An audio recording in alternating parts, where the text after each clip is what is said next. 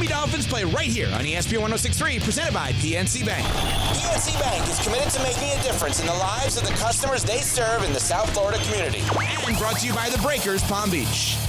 The annual Boca Raton Bowls ABC Supply Great Chefs Tailgate Showcase, presented by Boca Raton Innovation Campus and CP Group, heats up on Tuesday, October 15th from 6 to 8:30 p.m. Join me, Theo Dorsey, with ESPN West Palm at Brick in Boca Raton as dozens of local chefs, breweries, and cocktail masters serve their favorite tailgate classics. Tickets are on sale now. Visit spiritofgivingnetwork.org/events to purchase your tickets today.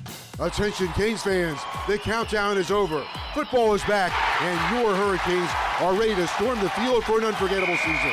This year's roster boasts fresh, dynamic talent. We experience every spine-tingling touchdown, heart-stopping play, and thrilling victory firsthand. Grab your season tickets now to secure your spot at Hard Rock Stadium. Visit MiamiHurricanes.com and lock in your seat before they're gone. Single game tickets are also available. Don't miss out. See you at the game, and go Canes.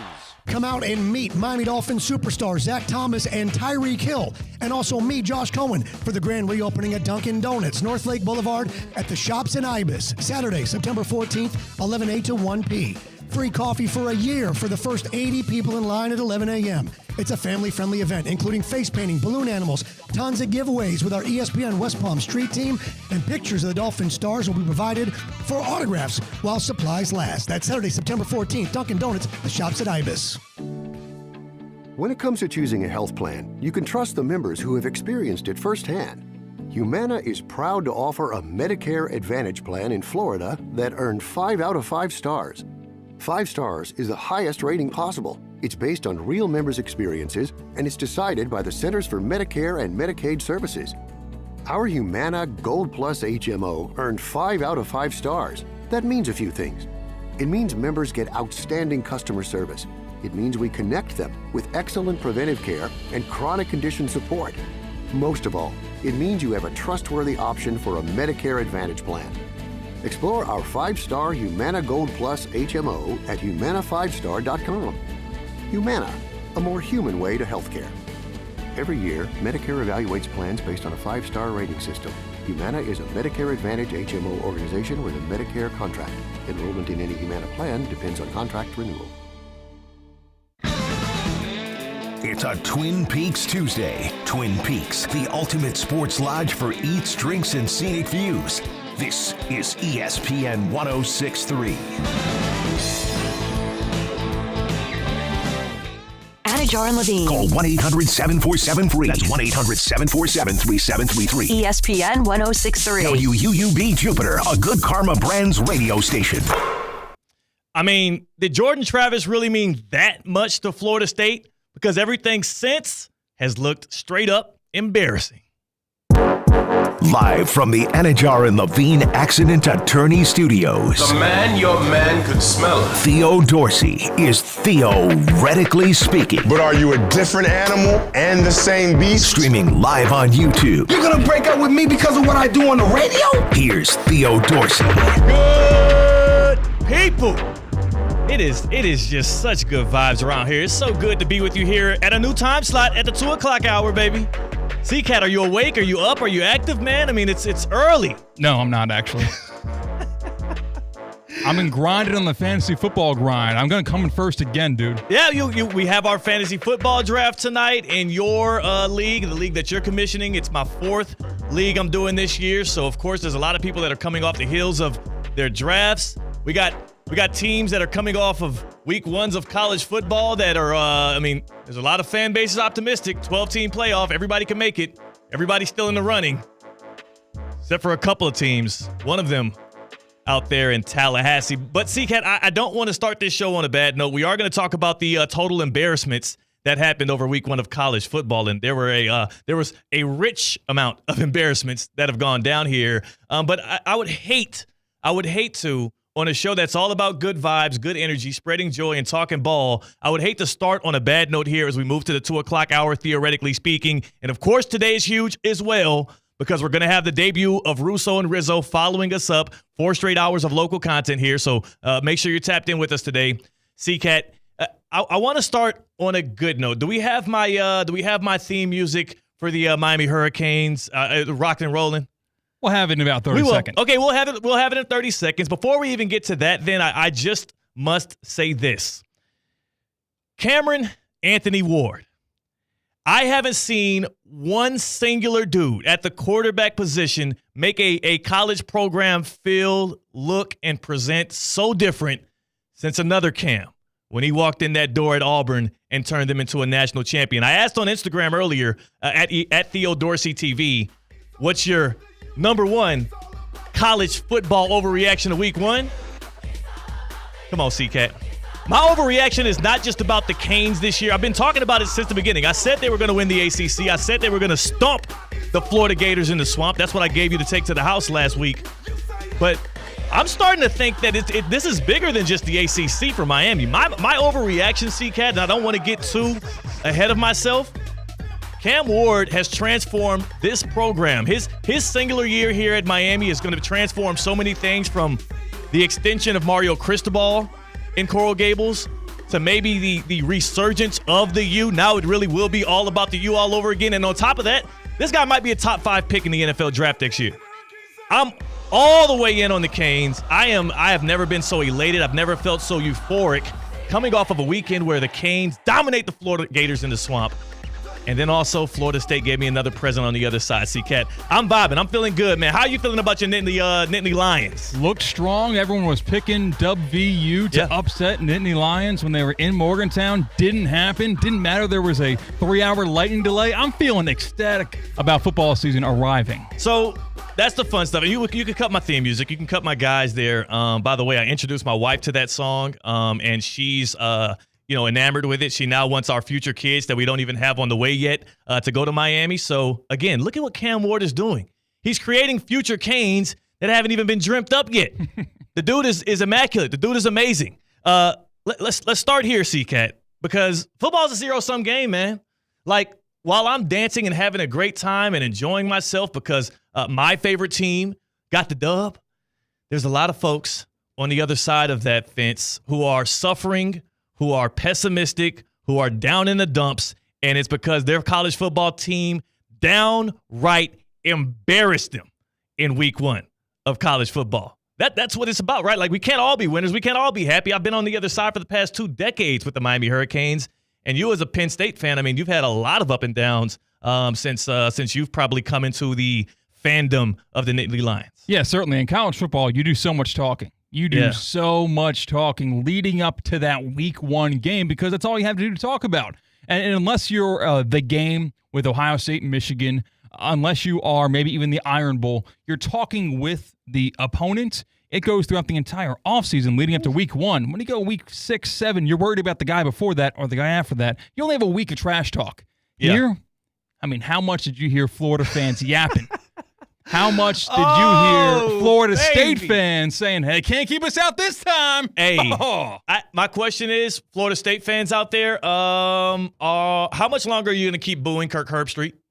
How much longer is that going to last, right? Like, do you still have it within you to boo that man and to shame everybody else that kept you out of the college football playoff? And again, I'm not here to rain on what is already a very dismal situation out there in Tallahassee, but the fans of Florida State make it tough. And it weighs on me as a Canes fan. Of course, I don't like Florida State, but then I have actual friends and people I support who play for Florida State or are involved with the program. So I don't want to be all the way down on the guys, but golly, that was embarrassing. In fact, I'll go ahead and say it. Florida State, coming off of what happened in Dublin, Ireland, C-Cat, against Georgia Tech, which could have been permissible, right? We could have said that was an abomination. That was a one-off. They still were favored by double digits at home against a Boston College team that we did not know much about. So there were thoughts that Florida State would now bounce back. They would now refocus. What they did out there on the field at the Doak, how they got manhandled again, ran all up and down against Boston College, I think had nearly 300 rushing yards where Florida State had, 21? It was disgusting. Florida State in the third quarter, when they started pulling out trick plays to get the offense going, I said, well, damn, which one of these teams was supposed to be a national title contender? Like, which one of these teams was coming in as a team that was heralded as a squad that was going to have a chip on their shoulder, that was going to prove to everybody that this year is going to be different from last year because you can't keep us out of the 12-team playoff. That was absolutely horrendous. That was embarrassing. And I do want to say this. All the Noles fans want to just line up and blame it all on DJ Uiagalelei. Let me just say this right here. For all of y'all trying to clown him and make fun of his last name and all of that, it's fair game. He's a quarterback. He went out there and got the NIL deals. He's doing commercials. He's putting himself in the spotlight. But DJU ain't the only problem with this program right now.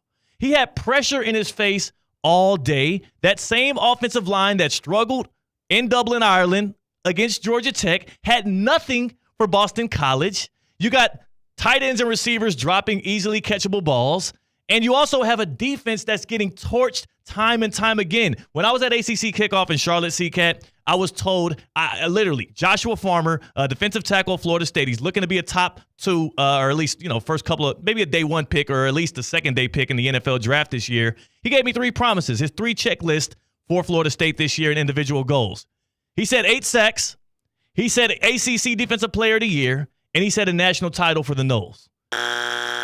2 weeks in, the dude's got 0 sacks. I think 5 tackles total. The Florida State, they have 0 chance right now, right? 0 chance of being a national title. They were trying to paint it as they have a 1% chance because you can't predict the rest of the season. No, I'm definitively saying if Florida State somehow makes it into the college football playoff, I will riot outside of the headquarters. We should. There's nothing. It wasn't even fun to watch. And also with Florida State, it's not just 2 losses to unranked team to start the season. You know the common denominator in those 2 losses, CCAT? What? They were both in the ACC. They were both conference losses. How the hell are you going to make it to the conference championship game now, especially with no divisions in the ACC? Yeah. Which, again, Florida State has to have 0 prospects of making the conference championship. At this point, they just need to be focused on getting past Memphis. Because if Mike Norvell can't get a win against his former team, if he can't get a win against the Tigers at this point, I don't know if he can leave that stadium with the job. Yeah, I hate that. You came into the show rightfully and morally correct, saying you didn't come into the season wanting to throw dirt on the grave of Florida State. No.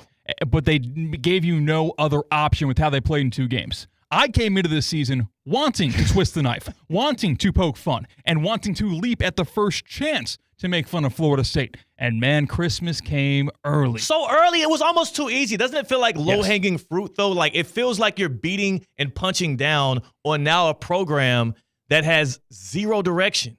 Because, again, everybody's going to line up and just blame the quarterback, but there's so many issues with that Florida State team. Let's start it like this, CCAT. Let's start it like this. For my good people out there tapping in with Theoretically Speaking in our new hour, which I love, what was the biggest embarrassment of week 1 of college football, and how was it not the Florida State Seminoles? Please, if you think there's any other team that was embarrassed and downright did their own fans dirty as the Florida State Seminoles did, or even worse, let us know right now on Theoretically Speaking. You can tap in on the chat on YouTube at Theo Speaking, or hit us up on the Baptist Health Hotline, 888-760-3776, 888-760-3776. Hit us up on the Baptist Health Hotline. What was the most embarrassing performance of this college football weekend? The Baptist Health Hotline, are you experiencing foot and ankle pain and need to see an expert in the field? Baptist Health Orthopedic Care has a team of foot and ankle orthopedic surgeons and specialists who are regarded as leaders in their specialty. Visit baptisthealth.net/ortho to learn more today. Baptist Health Orthopedic Care combines its resources of experienced physicians and leading-edge treatments and technology to provide advanced orthopedic, foot and ankle, joint replacement, spine, and sports medicine care. Visit baptisthealth.net/ortho for more information today. Baptist Health Orthopedic Care has offices conveniently located in Palm Beach County, as well as through the Florida Keys. Learn more by visiting baptisthealth.net/ortho. If Jordan Travis meant that much to your program, if Jordan Travis meant that much to you that since literally he had the accident, and again, Jordan Travis, Benjamin alum, local guy, since he had that accident, he snapped his leg against West Alabama. Yesterday was their first passing touchdown since then.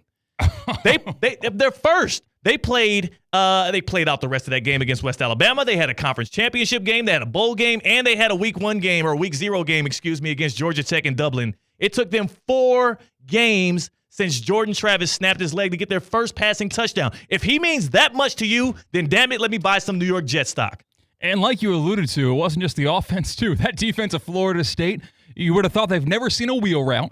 You would have thought they've never seen a mobile quarterback. After they were left out of the college football playoff, they took their ball and went home. Yes. And we thought initially, okay, that means they're going to sit all their guys, which they did against Georgia, and pout and complain and sue their way into 2024, but they never forgot about it. No. And they never let it go. And they never prepared for 2024. Just by putting a name that people recognize into the quarterback position, just by thinking, you know what, we have the coach of the year with Mike Norvell, we must be destined for greatness. Got a couple of transfers. They were pathetic. They were embarrassing themselves. They were embarrassing their football team. They were embarrassing their school. How about the personal foul at the end of the game? Man. Shoving a guy because he's yapping in your ear? Oh, my gosh. If you're a Seminoles fan, I don't know how you came to work today. They're undisciplined. They are weak in the trenches. Their quarterback obviously is not right for that system, nor is he a ceiling raiser at all. Now, again, I will say with DJU, we watched the team when DJU was quarterbacking him in Clemson win 11 games. We also saw him win 8 games last year with Oregon State, a team that, when he won those 8 games with them, that's the second most wins they had in the past decade. We've seen him be successful on the football field, though it hasn't always looked pretty. This has been ugly, and it extends beyond DJU, and we have another submission here from our guy, Bubba, who says, Florida State was embarrassing, but Brian Kelly is a joke. Brian Kelly is a joke following, and he also is talking about Notre Dame getting the W. But let's listen to Brian Kelly because LSU had a shot against USC. Not only did they have a shot, they should have won that game. They were in a pole position to do so. But Brian Kelly, yet again, starting off the year with a primetime loss. And you can't do that. You absolutely can't do that out in Baton Rouge. You can't do that with an LSU program that has been, again, just ripe for another one of those takeoff years. Last year you had Jaden Daniels and the Heisman Trophy winner, and it's such a prolific offense, but you couldn't do enough early on in the season to make that into a team that can make the college football playoff. Now here you go again. Same old mistakes, same old issues for LSU, and here goes Brian Kelly reacting at the podium. And we're sitting here again. We're sitting here again talking about mad. The same things. About not finishing when you have an opponent in a position to put them away. But what we're doing on the sideline is feeling like the game's over. Yeah. And I'm so angry about it. Are you? That I got to do something about it. I'm not doing a good enough job as a coach. And I got to coach him better because it's unacceptable for us not to have found a way to win this football game. CK, doesn't that feel a little performative? I honestly, everybody else reacting to it, I haven't seen anybody say, it feels like he was giving us the speech that he felt that was necessary for the moment, but maybe he didn't feel that all the way in his heart because it didn't feel genuine. It felt a little performative, the little slam on the desk and even the tone in his voice. I don't know. I didn't buy that he was even that angry. Yeah, 2 can be a coincidence, 3 times that's a trend. And LSU just does not get ready for their week 1 games. No. And who is at the helm? It's Brian Kelly. He's not getting his guys ready for one of the most important games of the year. And he has to blame himself because you can't blame the kids in the locker room. You can't be the guy that's pointing fingers elsewhere. One of my most important traits with leaders and especially head coaches or quarterbacks is, and I picked this up from the book Good to Great, which talks about taking businesses from good to great and how you can expand your entrepreneurship and make leadership changes that are beneficial to all in your company. It talks in there about the window or the mirror. And as a leader, when you have a situation arise, and let's say it's something that's good, you should look through the window and point the finger at somebody else and give credit and give a lot of the, that's an attaboy to the others. They're the reason why that happened. And when something terrible happens, when something abysmal happens, you got to look in the mirror and point at yourself and say, I got to do better. The reason why I hated on Big Ben out there in Pittsburgh was because, first and foremost, the off-the-field stuff I'll never get over. But also with Ben Roethlisberger, he was always blaming somebody else.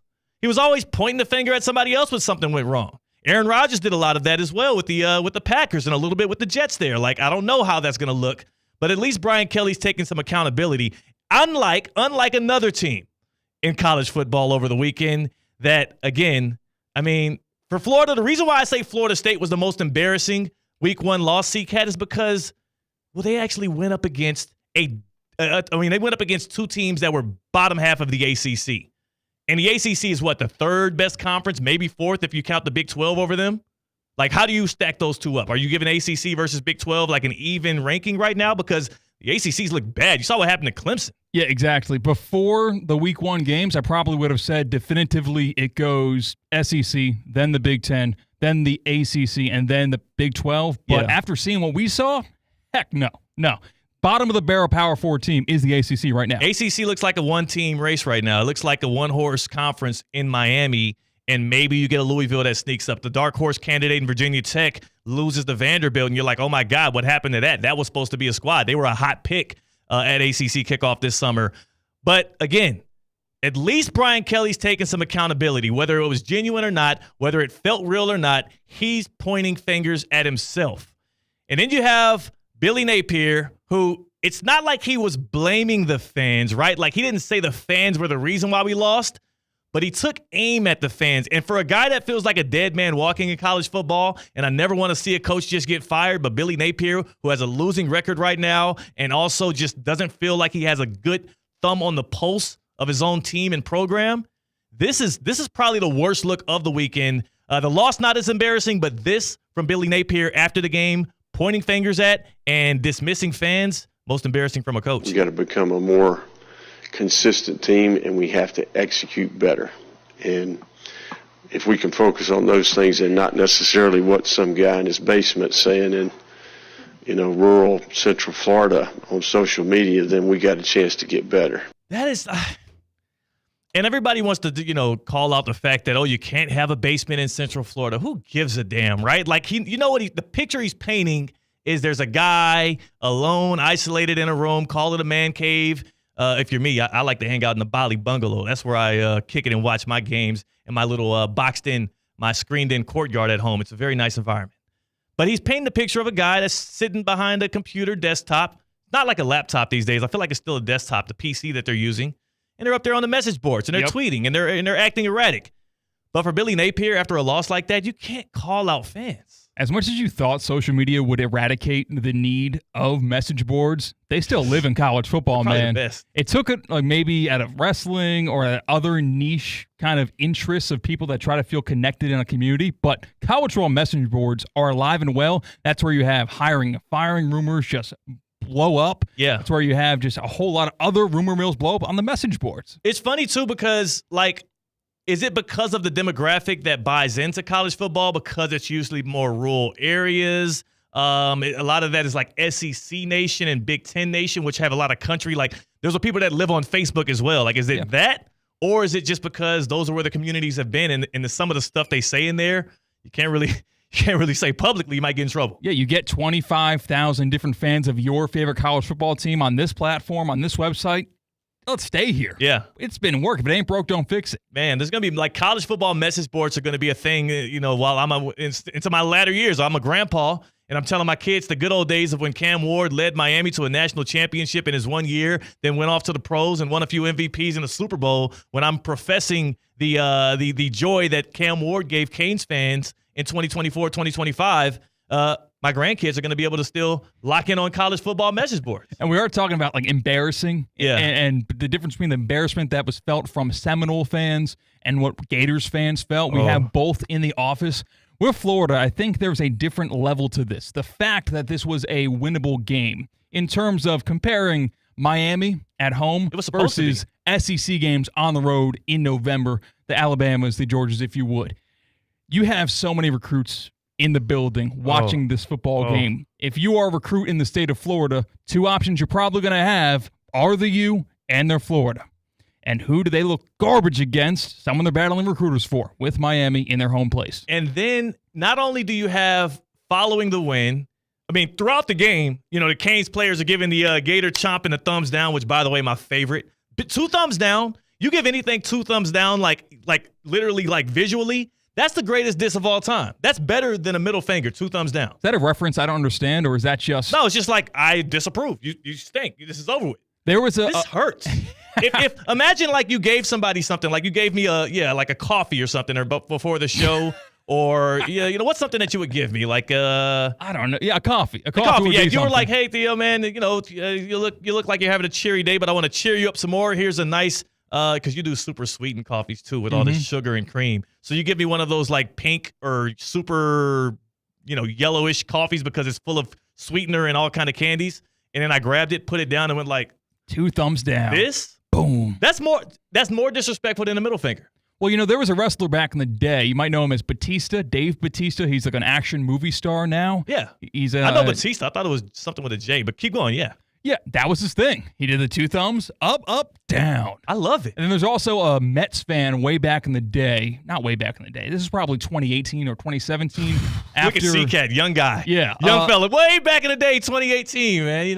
Back when I was in diapers. After a Yankee hit a home run in the Subway Series, the cameras from ESPN caught him just doing 1 thumbs down. Yeah. And that became a rallying cry for the Yankees that entire season. After they hit a double, dust yourself off, look towards your dugout, thumb down. I love it. But 2 thumbs down right in front of you?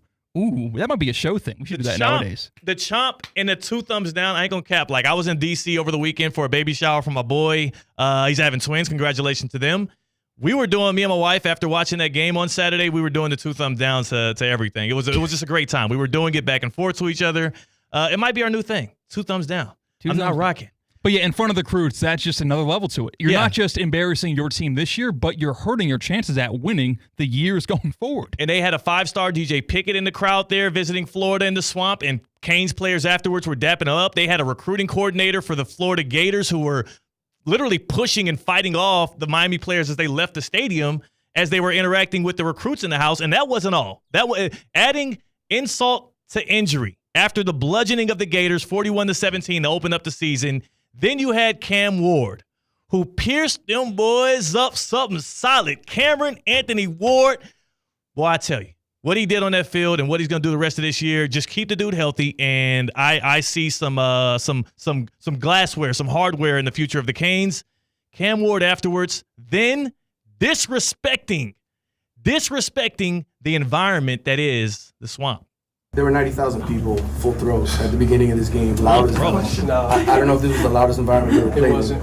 I played at USC. Okay. USC wasn't packed, but it was louder than this. I played at Oregon. It was louder than this. The Pac-12 gets mistaken for it. The Pac-12. He's talking about conferences that don't even exist anymore. Where he played last year, obviously with Washington State, but 2 thumbs down from Cam Ward right there, just vocally.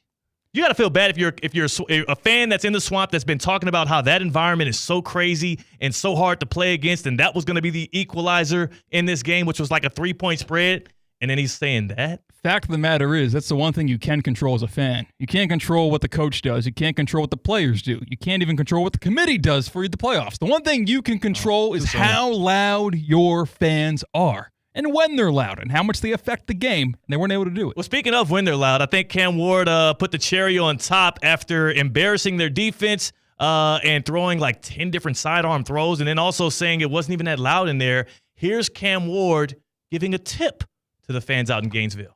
I would say advice to the fans, if you're going to be loud, you have to be loud when we're huddling. You can't just be loud once we break the huddle. By that time, it's no point. We hear the play, we communicated already. Don't even show up. If I'm a Gators fan right now, I'm not even showing up. Let me see what they got week 2. Let's see what the Gators have for week 2 or their next home game. I would say don't even show up now, because if you do show up and you're loud and you're doing a good job, now you kind of got to credit Cam Ward for giving you a tip. And if you don't show up, at least the stadium will look just like it looked in week 1 when it was emptied out because the Canes were having their way. By the way, they do that little Tom Petty song, like the Won't Back Down song, to start the fourth quarter off. And I would say they still did back down. They did. It didn't work out. Grant Mertz, really not a good quarterback. The backup looked a lot better for the Gators, and I'm not sure where they go from here, but I do know that Billy Napier is coaching for his job right now, and their next home game is actually against Samford this Saturday in the Swamp. Don't show up. Don't show up, because if you do, that's going to be, you taking the advice of the one great Cam Ward, who also, again, he's got Southeast Texas ties, man. The dude is from an area around Houston. I knew the brother would be good when I chopped it up with him in Charlotte. Can I do one more? Let's do one more. Because Cam Ward wasn't done with the Swamp. Not only did he say it wasn't as loud as the Pac-12 stadiums, not only did he give Florida fans a tip further embarrassing them. Again, this is up there with the most embarrassing performance of week 1. Then Cam Ward went on to say, a lot of times people say, practice is harder than the games. That's a credit to your own team. But what he said was actually just a diss to Florida again. Practice was way louder than this. We have a speaker blowing in your ear from 5 yards behind you. It's kind of hard to hear stuff in the huddle. So it's over with. It's over with. It's a wrap. Hey, C-Cat, between Billy Napier and Mike Norvell. And I think Mike Norvell should be able to hold on to this job, but it seems like so much of his success was tied to Jordan Travis. Who do you think lasts longer now? It's tough because I want to wait for the losses to happen before I count them in the book. You're too closely removed from Norvell with Coach of the Year nomination, undefeated season. That's nothing to sneeze at. So I think Napier, if I'm choosing between the two, Napier's closer to the grave in terms of his job with Florida. And look at how much a difference a quarterback makes.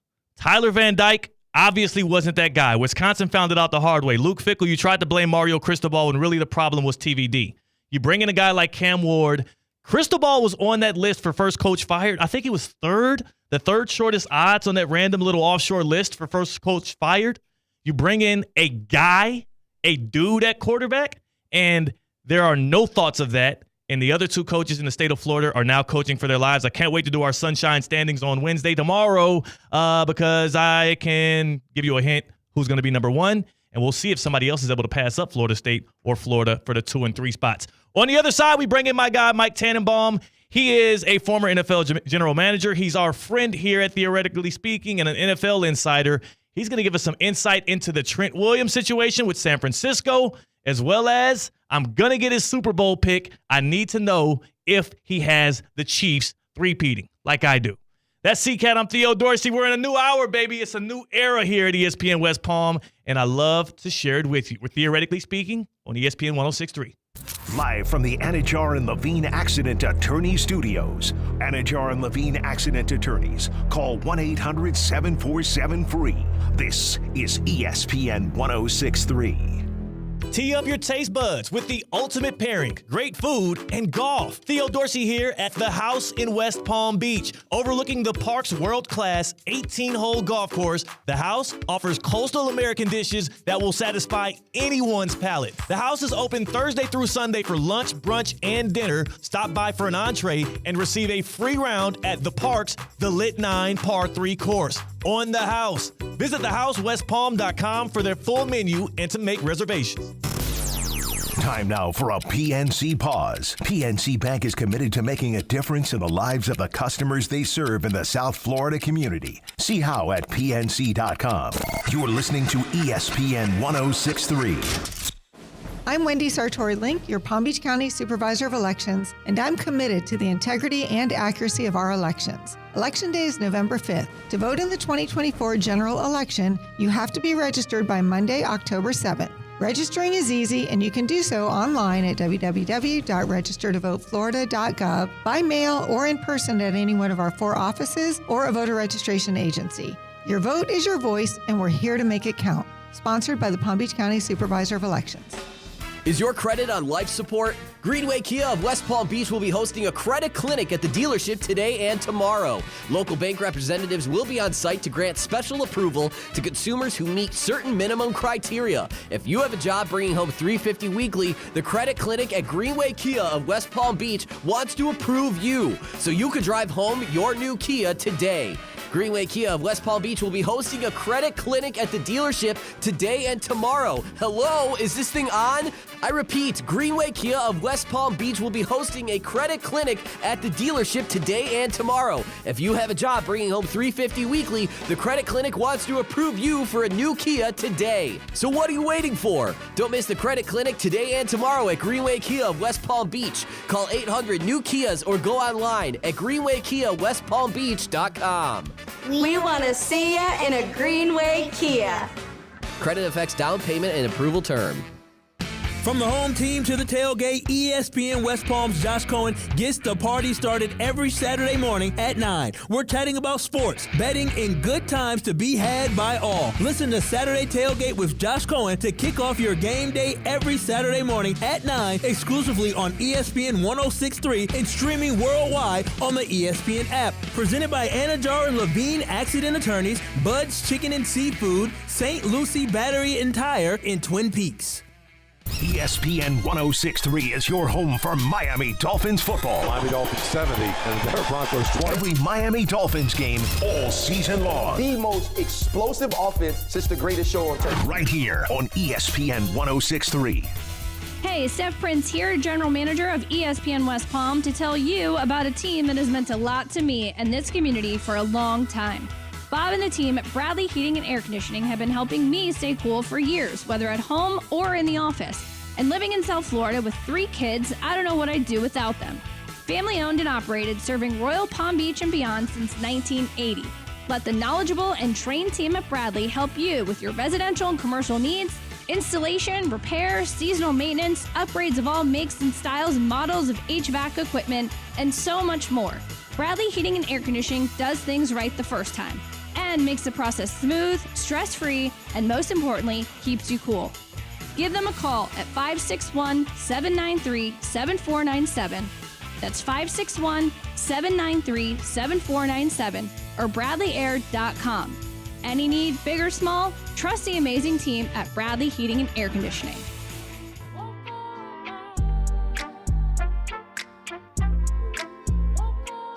Live from the Anajar and Levine Accident Attorney Studios, Theo Dorsey is theoretically speaking.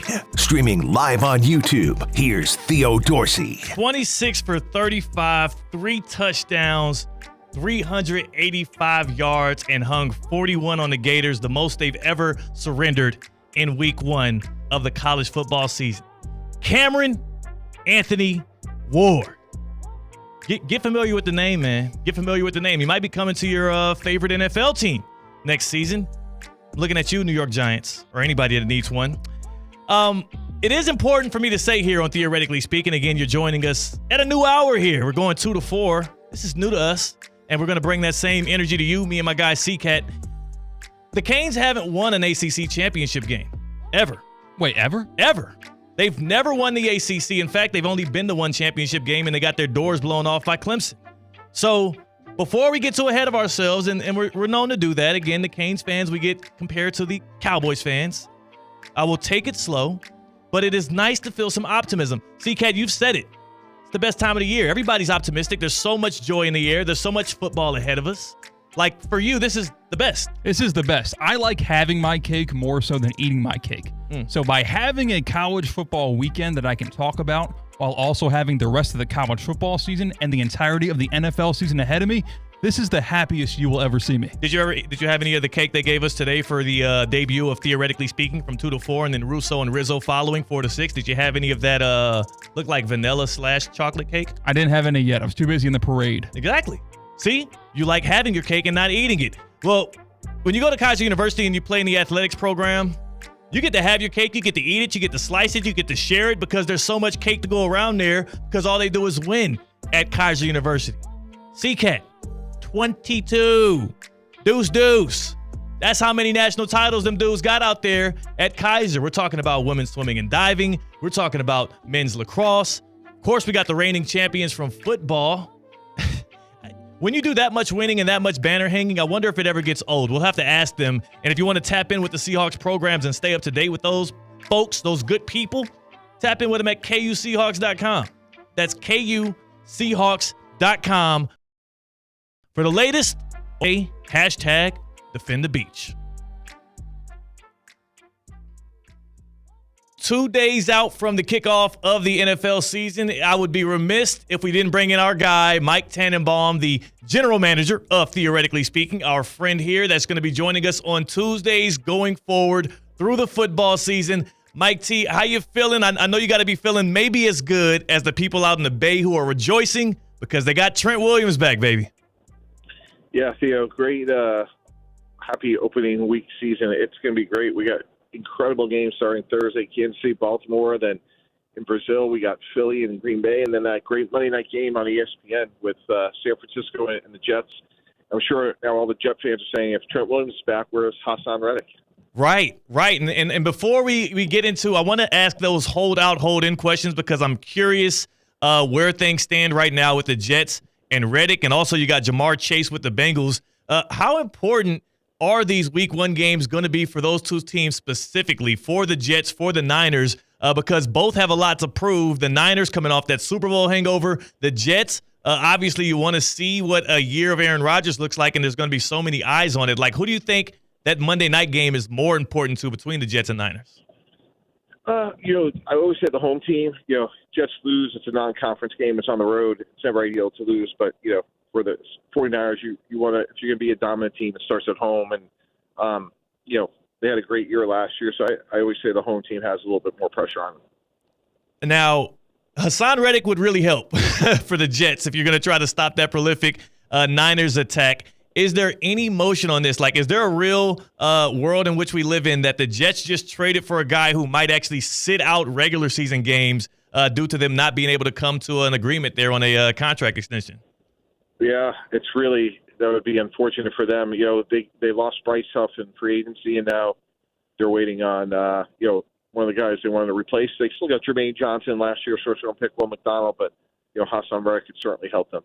Mike Tannenbaum joining us here on Theoretically Speaking, just 2 days out from that sweet sound of the football season being kicked off in the NFL. One guy that another, group of fans want to know if he's going to be back playing in Week 1 is Jamar Chase. He's not doing the holdout like Reddick. He's doing the hold in. He's pulling up to practice and not practicing. But for you, when I look at the Bengals, they're obviously known for the fact that they don't give guaranteed money after the first year, and they also try to make sure that they don't negotiate contracts 2 years out.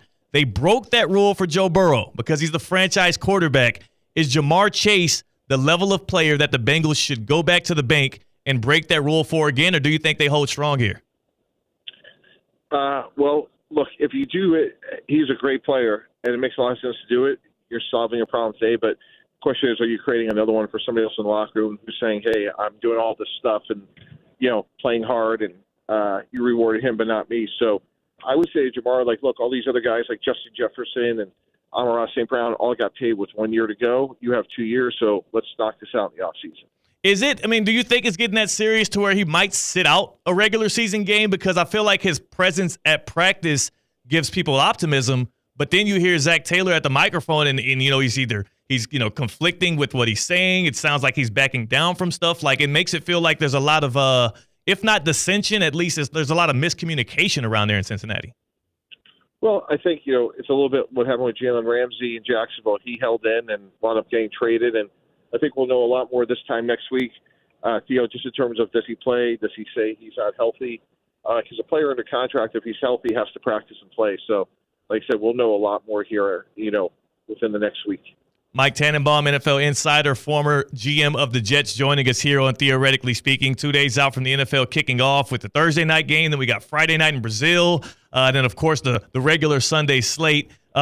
It's out of CeeDee Lamb, Brandon Ayuk, who had his holdout going, Jamar Chase, Hassan Reddick, and even Trent Williams. Is there any concern about bringing these guys in so late, like this close to the kickoff to the regular season? Because you've been in that seat before. Again, you talked about your experience with bringing Revis in late, and then he had the hamstring issues pop up. Out of all those guys, is Trent Williams maybe the guy that has the most concern around him because of his age, or are you not concerned about him because he's a vet? Yeah, no, absolutely. Like, you may put those guys on a pitch count, 30, 40 snaps, because, again, it's a long 17-game season. So, typically you would say skilled players because they have to run more than offensive linemen. But you're right, Trent Williams is getting up there in age. So I'd be smart, maybe give him every third series off, which is, again, not typical for an offensive lineman. But, in this situation, it may be worth it. Yeah, Mike, I got a college football question for you because I don't know if this is a media-created kind of fan fiction, but as a former GM, would you actually consider Deion Sanders hiring as an NFL head coach? Because is it a smoke, there's fire situation where everything Deion's done is following his son? His son's next stop after Colorado is likely the NFL. Would an NFL team in search of a head coach consider Deion? Let's see how the rest of this year goes. I think, we've seen, a lot of those coaches try and fail, like we've seen with Nick, Steve Spurrier, probably Urban Meyer didn't work out. So I think you would proceed with caution. Deion Sanders obviously was a great player, Hall of Famer, and has done a good job at Colorado. But I think given the fact that Mike Vrabel's out there, Bill Belichick's out there, not sure that he'd be the first guy on anyone's list, but, let's see how the rest of the year goes. Right, because it feels like a lot of what Deion brings is putting your program on the map and building a brand for a program that might be directionless like Colorado. I don't think NFL teams need that brand awareness. They need a good football coach. And if Thursday night's game is any indication of the type of football that they're playing in Colorado, struggling against FCS opponent North Dakota State, I don't think that's what you're getting with Deion.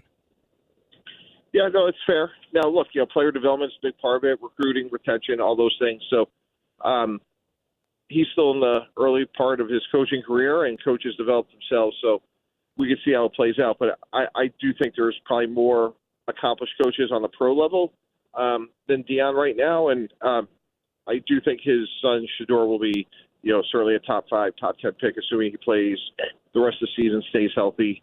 He's a really talented quarterback. Now, Mike, we're going to play a game of Plant Your Football Flag where I'll ask you some hot-button topics before the NFL season kicks off, and I'll see which side of the fence you're on. Before we do, though, you talking about Shador in the NFL has me as a Miami Hurricanes fan a little antsy just to pick your brain.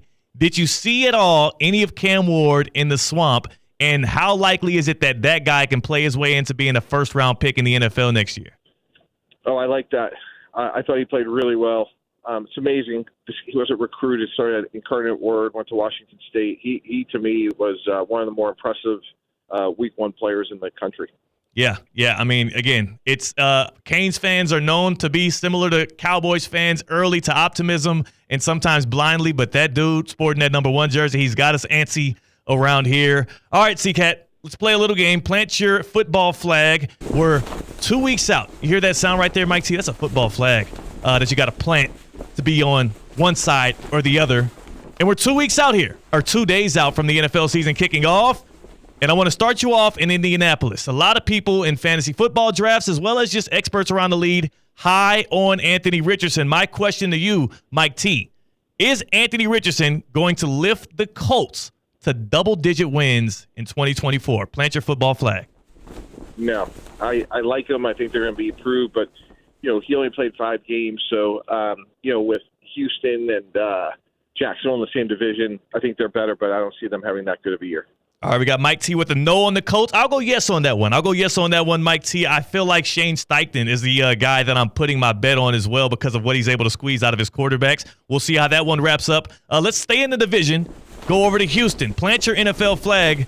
Will Stephon Diggs, newly named team captain for the Texans, will Stephon Diggs have a chemistry or a blow-up issue with the Texans in his one-year deal here? Well, I'm going to say chemistry. I'm going to plant my flag on chemistry. I think he'll be, he has 1 year on his contract. He'll want to get paid. So we'll get the best version of Stephon Diggs this year for sure. Okay, got you. You're saying no problems out of Diggs. I'll agree with you on that one. I think he does want that major bag, and he knows if he does something weird on the sidelines or messes stuff up in Houston, it's going to look bad on him. Let's get out to Miami in the AFC East. The Dolphins, they're known for not winning in December. They're also known for not beating playoff opponents. They're playing 7 teams that made the playoffs last year in their regular season slate. I ask you this, Mike T, will the Dolphins have a winning record against those 7 playoff teams they play? And if you want me to list them out, I can, but do you think they can get a winning record in those 7 games? Yes, I'm going to plant my flag. That's assuming they get Chubb and Phillips back and Tua stays healthy. But, they're a talented team that can score a lot of points. Mike T saying the Dolphins go at least 4-3 in those 7 games against playoff teams from last year. I'm going to say I agree. I think they can get 4 games out of that, especially considering that the Browns are one of them, and I don't think they'll play up to that level. And the last one, this one is about the Lombardi Trophy. This one is about the end goal for every team as we plant our NFL flags with former NFL GM Mike Tannenbaum here on Theoretically Speaking. Will my Kansas City Chiefs do the unthinkable, led by Patrick Mahomes and Andy Reid? Will they do the unthinkable with Taylor Swift up in the box and get the three-peat in 2025? No, my flag's going to be playing in Green Bay, Wisconsin, and I think Kansas City has a good year, but, when we're in New Orleans for the Super Bowl, I like Green Bay over Kansas City. Oh, Mike T, that hurts my heart. They'll make it there. That absolutely. But you think they'll make it there? But you think Jordan Love is the one that takes the cake today? I do. Oh, I like the Packers over the Chiefs in the Super Bowl. All right, Mike T, we'll put you on that side of the fence. I'm obviously planting the flag with my favorite team, the Kansas City Chiefs. We'll see how that wraps up. We'll have you every Tuesday here on Theoretically Speaking. I hear we'll also be hearing you on Russo and Rizzo, which debuts today. So, Mike T, I'm excited to have you this football season, and I'm glad you gave us which side of the fence you're on. Have a good one. All right, guys. Thank you. That's Mike Tannenbaum joining us here, always brought to you by Eisner Amper. Breaking news on ESPN 106.3 is brought to you by St. Lucie Battery and Tire. If your vehicle has issues with braking or other issues, get it fixed right now at St. Lucie Battery and Tire. We've got some breaking news coming down the wire here. See, Kat, you said it was like Christmas early, being able to dance on the grave of Florida State fans. Well, we've got the AP poll, the debut of the AP poll, after we've seen some college football games played, not preseason, but with actual results on the paper. And you haven't gotten to look at these yet. No, you told me, or you actually sent me a screenshot during the Mike T interview of what the news was, but you didn't show me where these teams are. So, from 1 to 25, we know where teams stand now based on the Associated Press.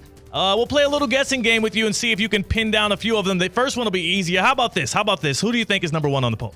I think it's the Georgia Bulldogs. The Bulldogs, who knocked around Clemson 34-3. Yes, you're right. That is correct. The Georgia Bulldogs, number one in the ranking here moving forward. Now, I want to go negative here because I will give you the rest of the top five. Number 2 is Ohio State. Number 3 is the Texas Longhorns. Number 4 is Alabama. And number 5, the Notre Dame Fighting Irish, who knocked off previously number 20, Texas A&M. So that's your top 5. I want to ask you about teams that had big movement in the polls here.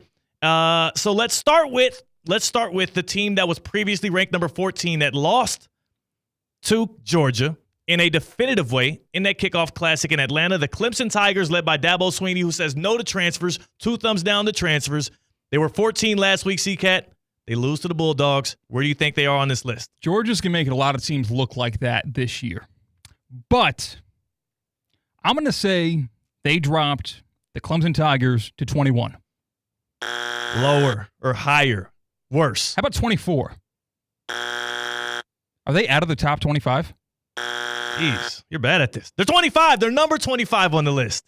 I think there's a lot of options. I know. I kind of screwed you there. Like I didn't mean to put you in that position. It's funny you go from 24 to out of the top 25, a natural progression there. But no, Dabo Swinney and the Tigers dropped from 14 to 25, which, to be honest, again, you're right. Georgia's going to dog out a lot of squads. They're going to make a lot of teams look bad. They're packed with talent, and they got a really good quarterback. But Clemson just looked flat. Yeah. Their offense, similar to the Gators' offense, looked non-threatening. And I'm not sure if that was just Georgia's doing. They might look like that throughout the year. A couple more teams that had some movement. The LSU Tigers played USC. They played so poorly down the stretch. Brian Kelly was slamming tables and acting fake mad. They started the year ranked 13.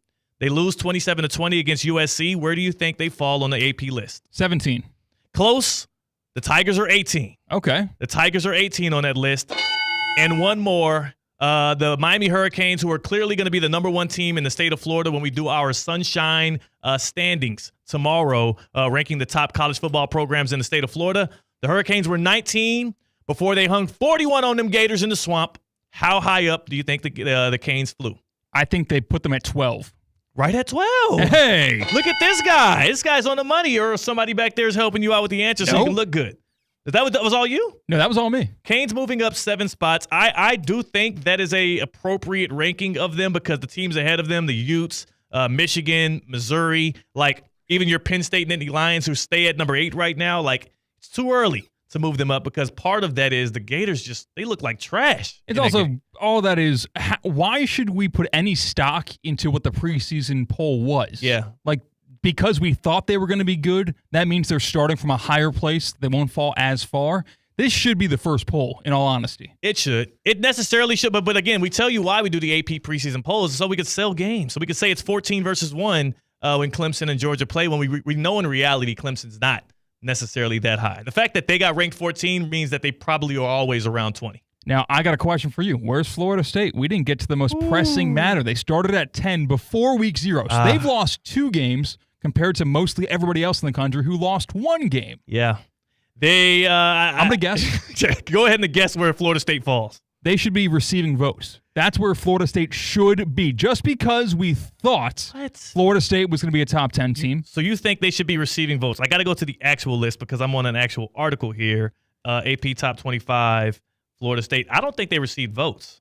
Wait. I don't think they received votes. I'm going to the AP site. They're 0-2. They were number 10 in the nation. They lost to 2 unranked ACC squads.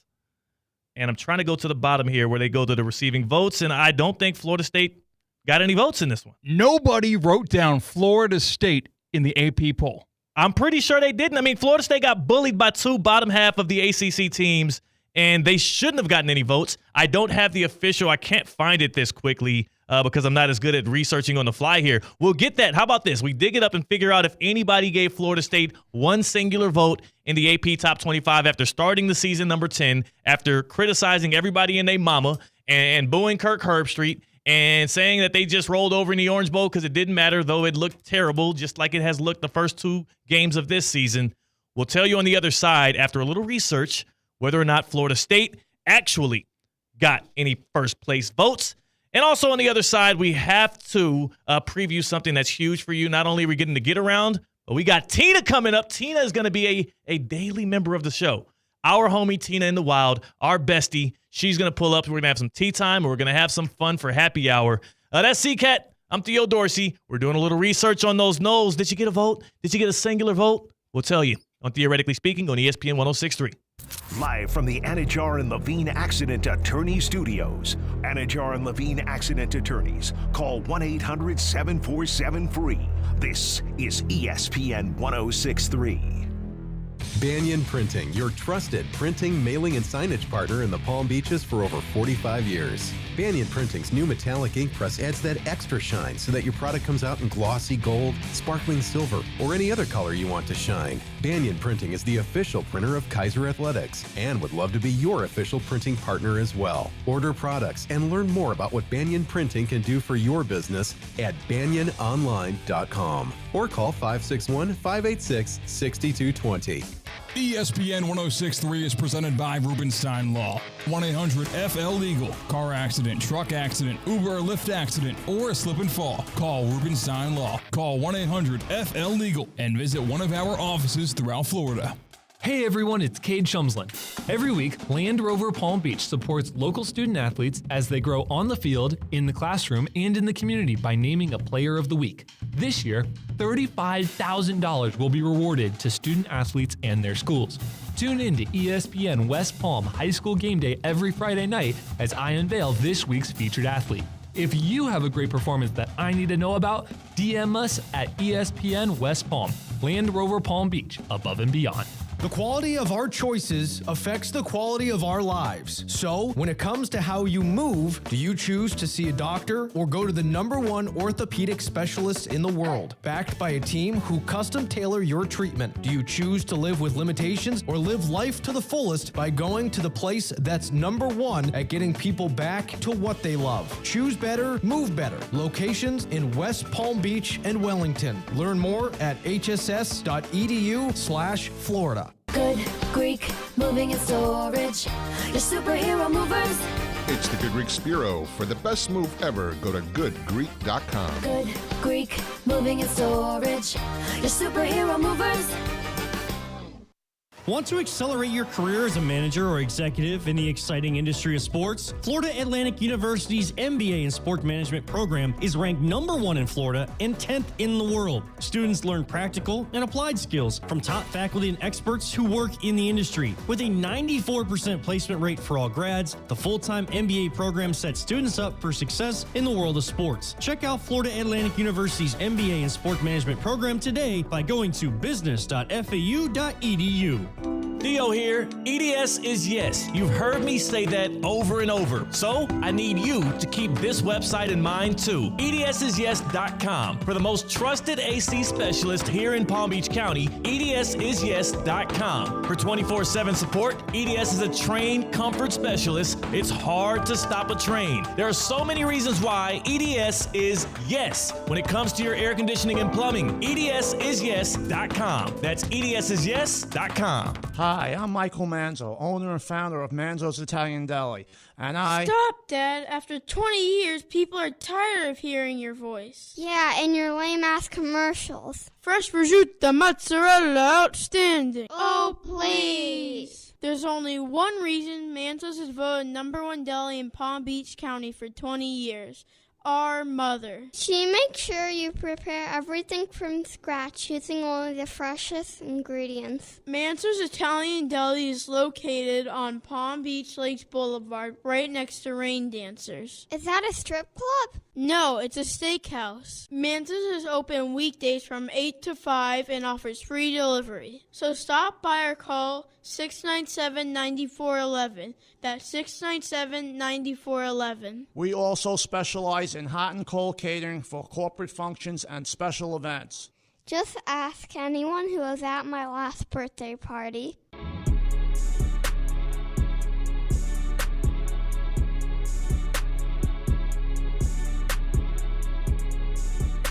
Live from the Anajar and Levine Accident Attorney Studios, Theo Dorsey is Theoretically Speaking.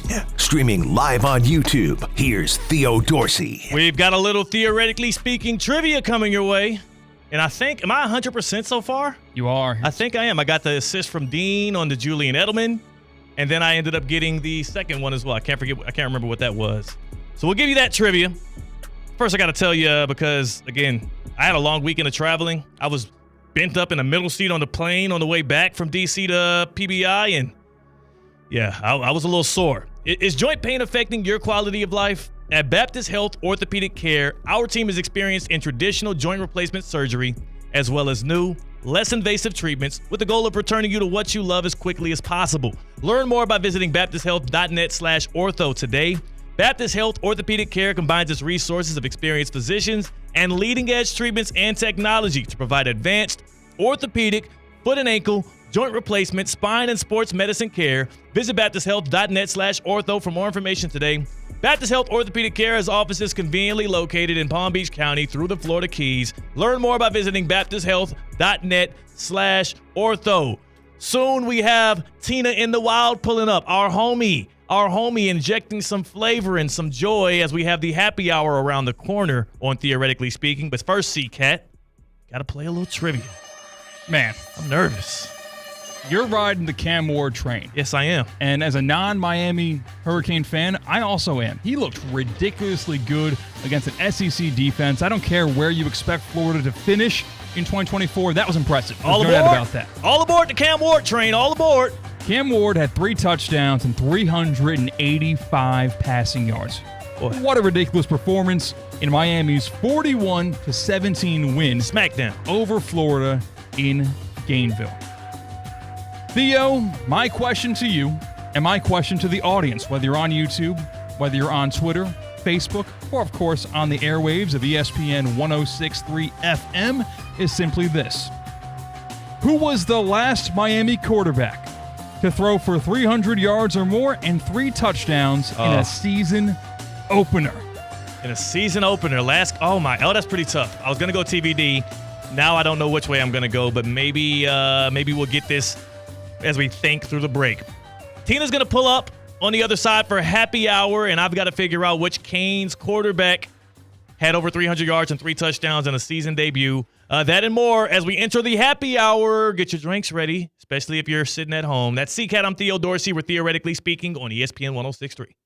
Live from the Anajar and Levine Accident Attorney Studios. Anajar and Levine Accident Attorneys. Call 1-800-747-FREE.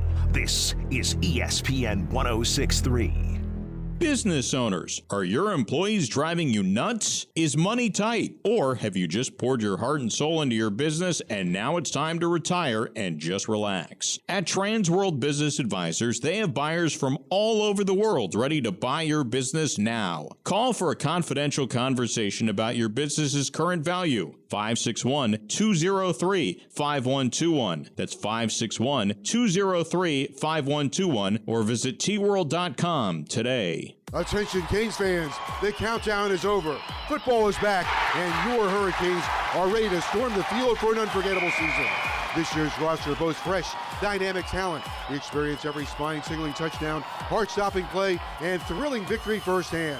Grab your season tickets now to secure your spot at Hard Rock Stadium. Visit MiamiHurricanes.com and lock in your seat before they're gone. Single game tickets are also available. Don't miss out. See you at the game, and go Canes. Anajar and Levine. Call 1-800-747-FREE. That's 1-800-747-3733. ESPN 1063. WUUB Jupiter, a Good Karma Brands radio station. ESPN West Palm and Humana are proud to recognize military veterans within our local community. Our Veteran of the Month is Sergeant George Austin. Sergeant Austin served 13 years in the military under the Army branch, and he is currently employed as a new employee orientation coordinator. While serving in the Army, Sergeant Austin was stationed all over the United States and overseas in Germany. Sergeant Austin received multiple awards and certifications for his outstanding achievement and service, including the Combat Infantryman Badge, Overseas Service Ribbon, and an Advanced Leadership Certificate. Since returning from his duties in the military, Sergeant Austin lives in West Palm Beach, where he is still heavily involved, working closely with his fellow veterans. Sergeant George Austin is the Veteran of the Month presented by ESPN West Palm and Humana. Thank you, Sergeant Austin. As Floridians, we know storms are a part of life, and hurricane season is here. That's why it's so important to be prepared. At FPL, we're working every day year-round to get ready for storm season. And we want to make sure you're ready too. So develop a plan, stock up on supplies, and secure your home before severe weather hits. Visit fpl.com/storm for a storm guide and download our mobile app to get real-time updates. FPL, working for you every single day. Introducing Questionable Call with Josh Cohen. And it's exclusively on YouTube, where JC is breaking down the most viral clips in sports and entertainment. Because every day above ground is a good day, some are just more questionable than others. Subscribe to Questionable Call on YouTube right now. New episodes drop every Monday, Wednesday, and Friday.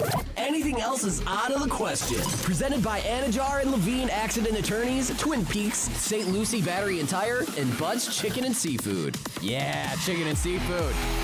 Any business that wants to get to the top and stay there requires a dedicated team to implement a winning game plan. Eisner-Amper's seasoned professionals provide business advisory and consulting services, such as audit, accounting, tax, HR, outsourcing, and more. Eisner-Amper Business Advisors help clients transform their companies, build capital, innovate processes, and mitigate risk. For industry-specific strategies that meet your needs in South Florida, make Eisner-Amper part of your solution. Visit EisnerAmper.com/solution.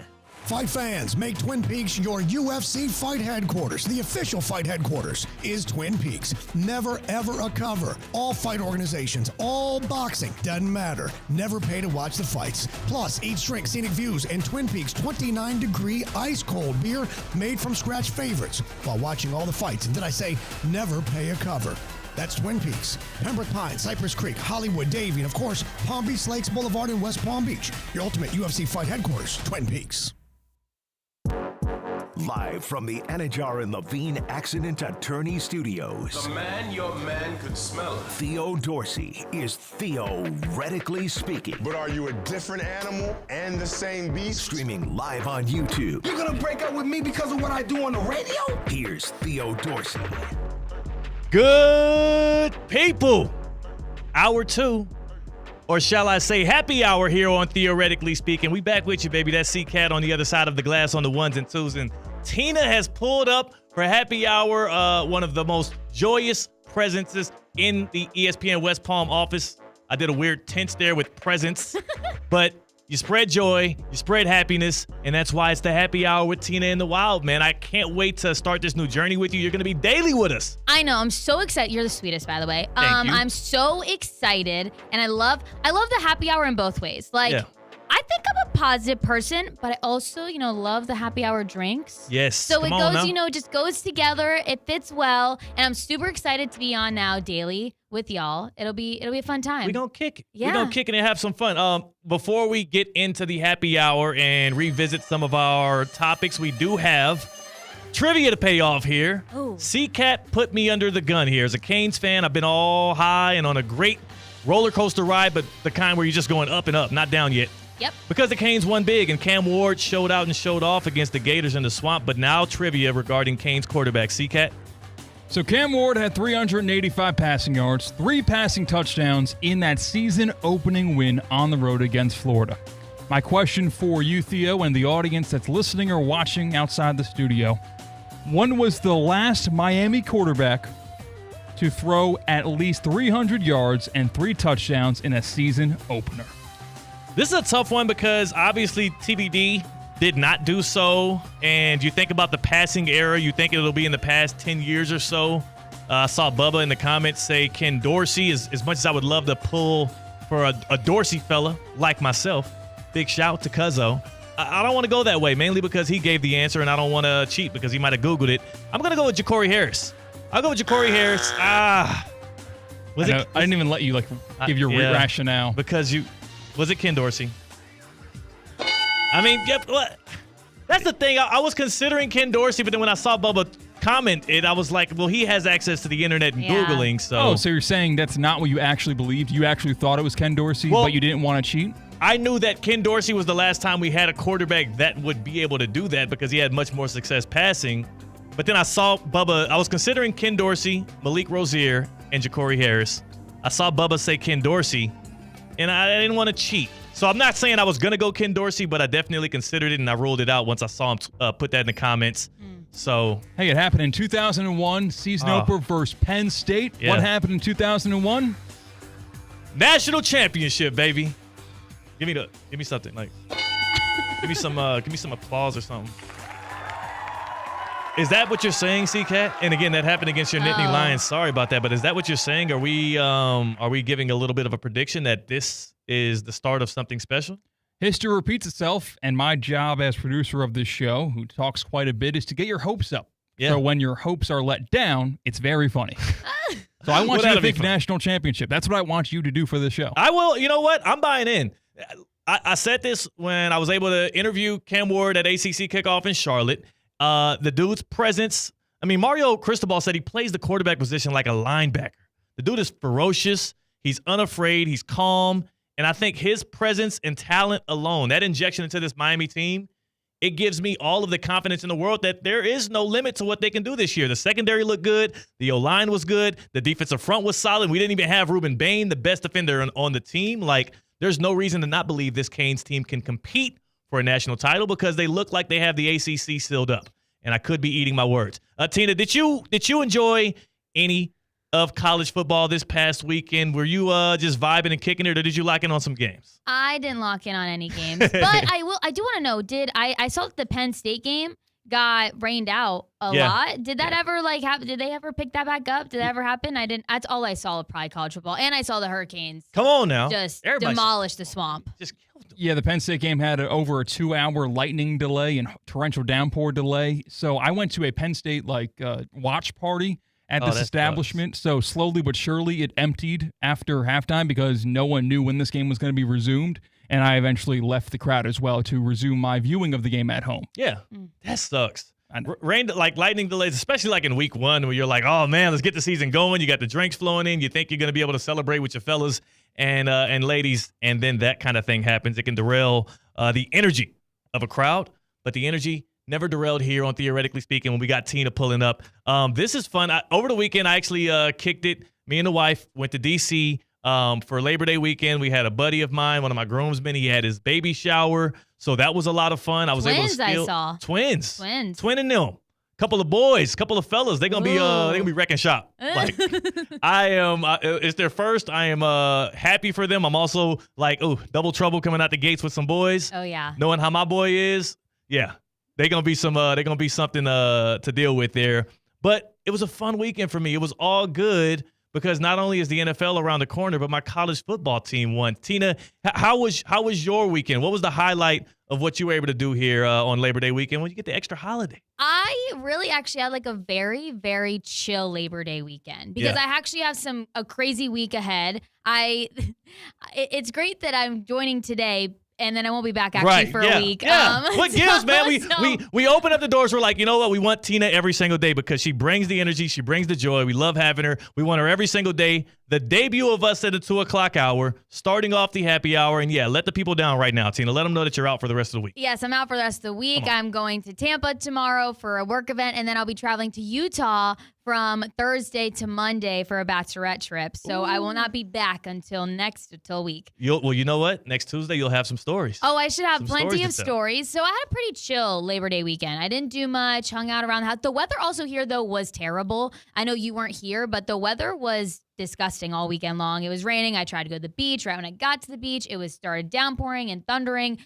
So it was super chill. I did get in. I've mentioned, I think, before. Well, and actually, this is like new time, new show, new listeners. Yeah. I'm training for a marathon at the moment, so I've been running a lot, and I had to get in quite a distance this weekend. So that was kind of my biggest part of my weekend, and I would say it's probably my highlight because I was pretty proud of myself. How far? How long? How long did you run? I ran 10 miles. Ain't no way in hell. You had to be like, to get me to run 10 miles, it had to be some kind of animal chasing me. Maybe back in my mischievous days, maybe a law's chasing me, like 10 miles.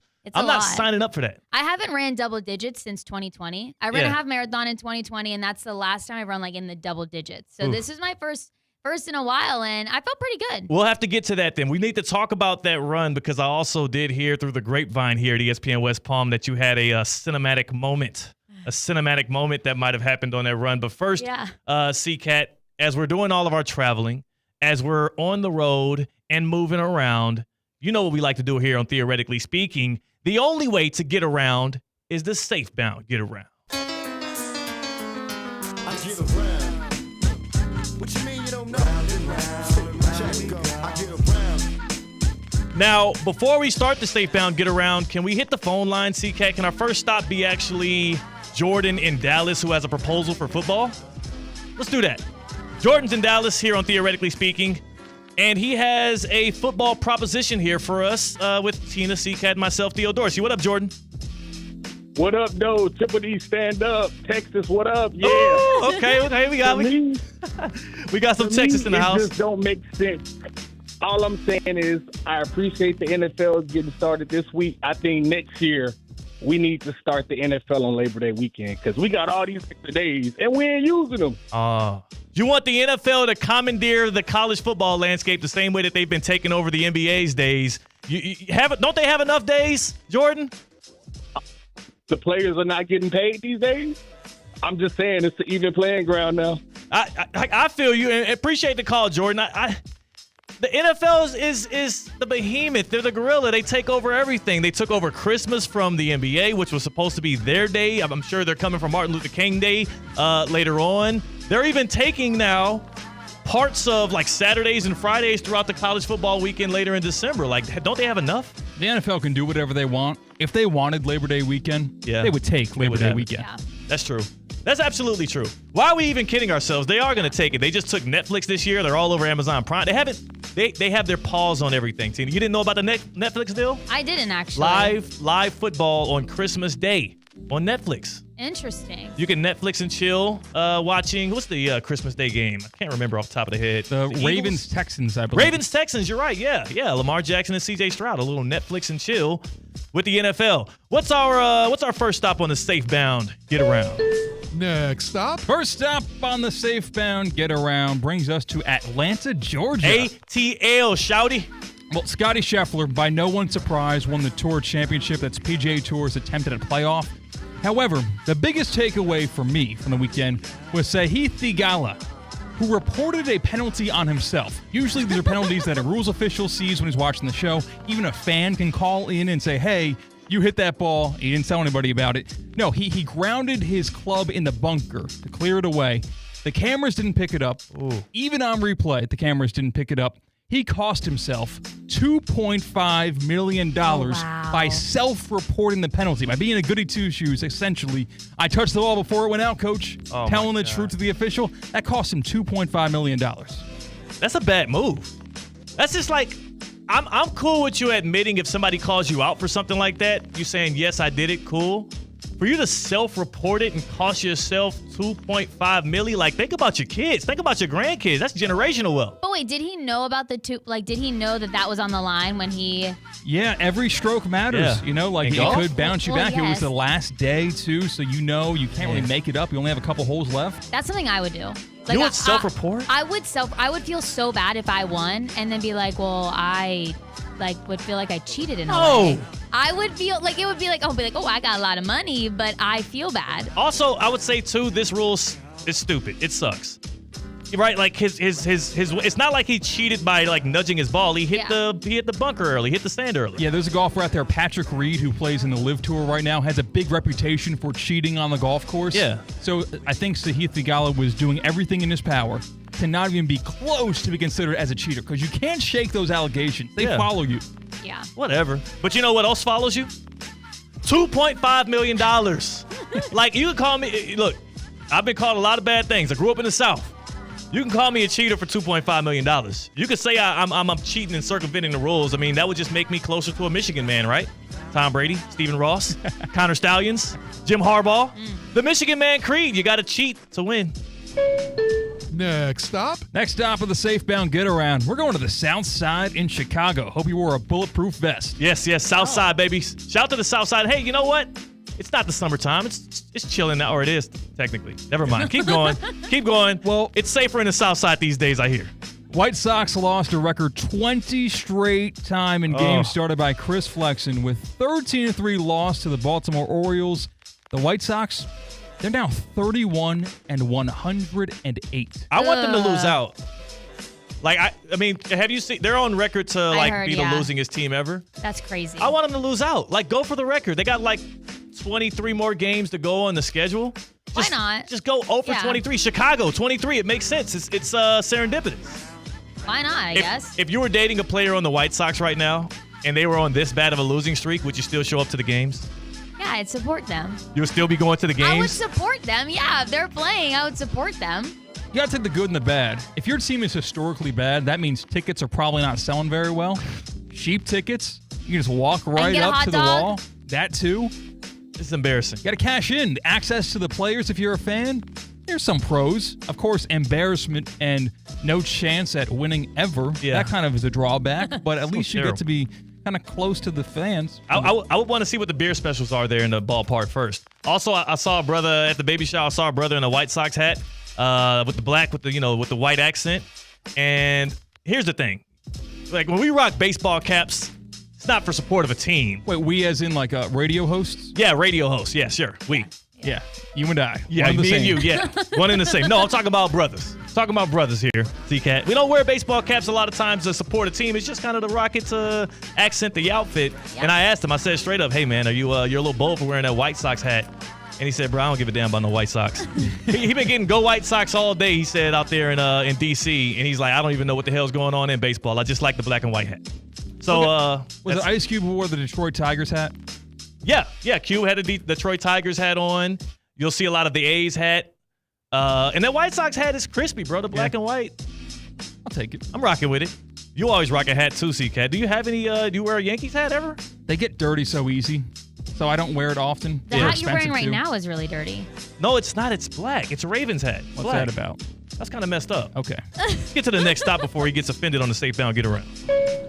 Next stop of the Safebound Get Around, Seaport, New York. Is that where the dry cleaner is for your hat? No. You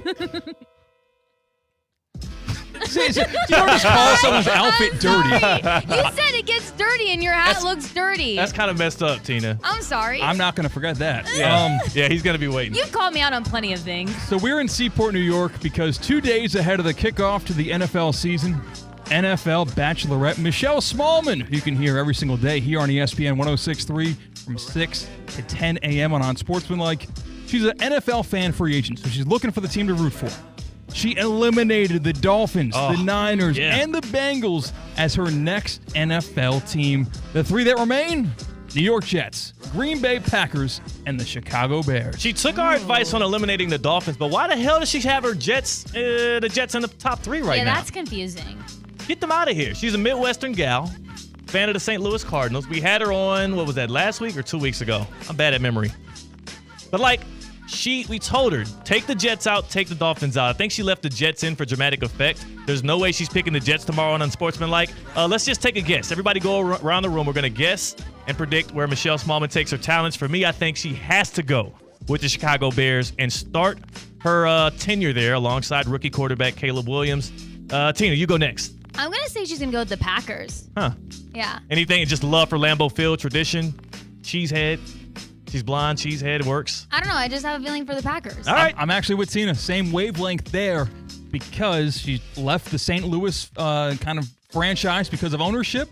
Why not join a team that has no owners? The owners are the fans. Go to Green Bay. That makes sense. Also, the Bears owners are a little stuffy the way they wouldn't let Bears players cuss on Hard Knocks, so I get it. I mean, I don't know how that's helping or protecting your franchise, but to each his or her own. Oh, to each his or her own. I cleared it up. Next stop. Next stop on the Safebound Get Around, Sao Paulo, Brazil. Dangerous out there. It sure is. The Eagles and Packers will play the first NFL game in Brazil on Friday. And you got to listen to this because Darius Slay, of course, you know him from the Eagles, he wants absolutely nothing to do with heading to Brazil. Man, I do not want to go to Brazil. And you want to know why? I'm here to tell you why. They already told us not to leave the hotel. They told us we can't do too much going on because the crime rate is crazy. You know what I'm saying? I'm like, NFL, why y'all want to send us somewhere with the crime rate this high? And like, we out the country. So, you know, the first thing people think is like something terrible can possibly happen. I told my family, do not come down there because, like, I'm not going to be nowhere to be found. Really, I'm going to be in a hotel chilling, minding my business, playing my game after a long 9.5-hour flight.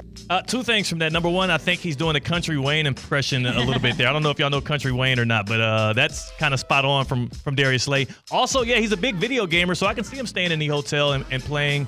I actually have played in a couple Call of Duty lobbies with Darius Slay. One of my buddies that's an Eagles fan is always playing with him on there, so I get it from him. I also don't understand this from the NFL. You're going out to a place that you know is recklessly dangerous. If something happens to anybody associated with those teams, the NFL's got to call itself liable because they're the ones just reaching for money. Like, it's a little sick. I guess I don't know either, like, when NFL teams, like, do travel and they do these, like, games out of the country, like, is it an experience also for, like, the teams and the families where, again, you're getting to go to these new places? Like, is there activities you get to do? And if you're not doing that, if you're just keeping it in a hotel, like, why are What's the you? point? Yeah, what's the point? NFL is trying to play the NBA's game of making it a global game and spread football throughout, which I get. And that's great. Yeah, but if it's so dangerous, the players and the families can't go outside, and it's kind of pointless you're in Brazil. And everyone admits that football is a product that's best served on TV and not in person. Yeah. So by making it a global game, by bringing it to them in person, it's almost doing a disservice because what you see on TV, you can catch NFL games watching on your screen in Brazil. It's going to be a whole lot worse when you see it in person just by the nature of the football game. It probably is, especially with two teams that don't want to be there and also the Eagles who are infighting and the Packers with a lot to prove to see if they can build on what Jordan Love did last year. That was the Safebound Get Around. And Tina, you did some running.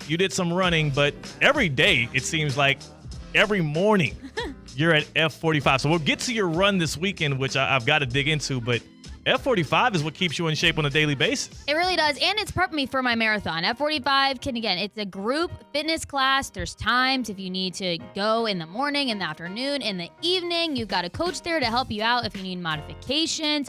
It is my spot. I'm there all the time. I'm an early bird, so I go to the 5:15 class. But F45 Palm Beach Gardens, F45 West Palm Beach. Check out those two locations. See which one's closer to you and see what times fits best for your schedule. But it is a You don't have to think about it. You go there, you get a good sweat, you leave with a good workout, and you're good to go. It's the best. Love it. I love that I don't have to think about it, and I get to just walk right in, walk out, and I got a great workout. F45training.com, or check out F45 Palm Beach Gardens and F45 West Palm Beach's Instagram pages to see what specials they've got going on. Our guy Bubba here on the YouTube chat. And again, you can subscribe and follow us on YouTube at Theo Speaking. He says, I am not running no place. I am built to lift, not run. They do some lifting at F45. Oh yeah, you lift all the time. You're lifting. Yeah. You're even running at F45. Yeah. You're doing strength classes. You're lifting weights. You're pushing sleds. You're doing pull-ups. Everything. Bubba. You should try it at F45. You should They've check got it out. weights. You should check it out. Now, also, Tina, whenever we get a text CCAT from Tina, you never know what to expect. When I see that buzz happen and it's Tina's name, I'm like, oh, this is going to be good. She sent us a text after this weekend and said, I had a run on Saturday where something happened that you only see happen in movies. Like, only see happen in movies. CCAT, I'm thinking, like, is this like a rom-com movie? Is it a thriller? Is it a drama? Like, I'm on the edge of my seat. Yeah, I am too. I think something horrible happened to you. Are you okay? It's a 10-mile run, too. I'm okay. It's a 10-mile run. Yes. You sure you're okay? I'm okay. Okay. Well, we'll get to what that was and also which type of movie it was, because I just saw a horror film as well over the weekend, and man, those things are getting scarier and scarier these days. We'll touch on that. Plus, we got the injury report from the NFL on the other side. That's CCAT. That's Tina for a happy hour. I'm Theo Dorsey. We're Theoretically Speaking on ESPN 106.3. Live from the Anajar and Levine Accident Attorney Studios. Anajar and Levine Accident Attorneys. Call 1-800-747-FREE. This is ESPN 106.3. Business owners, are your employees driving you nuts? Is money tight? Or have you just poured your heart and soul into your business and now it's time to retire and just relax? At Transworld Business Advisors, they have buyers from all over the world ready to buy your business now. Call for a confidential conversation about your business's current value. 561-203-5121. That's 561-203-5121, or visit tworld.com today.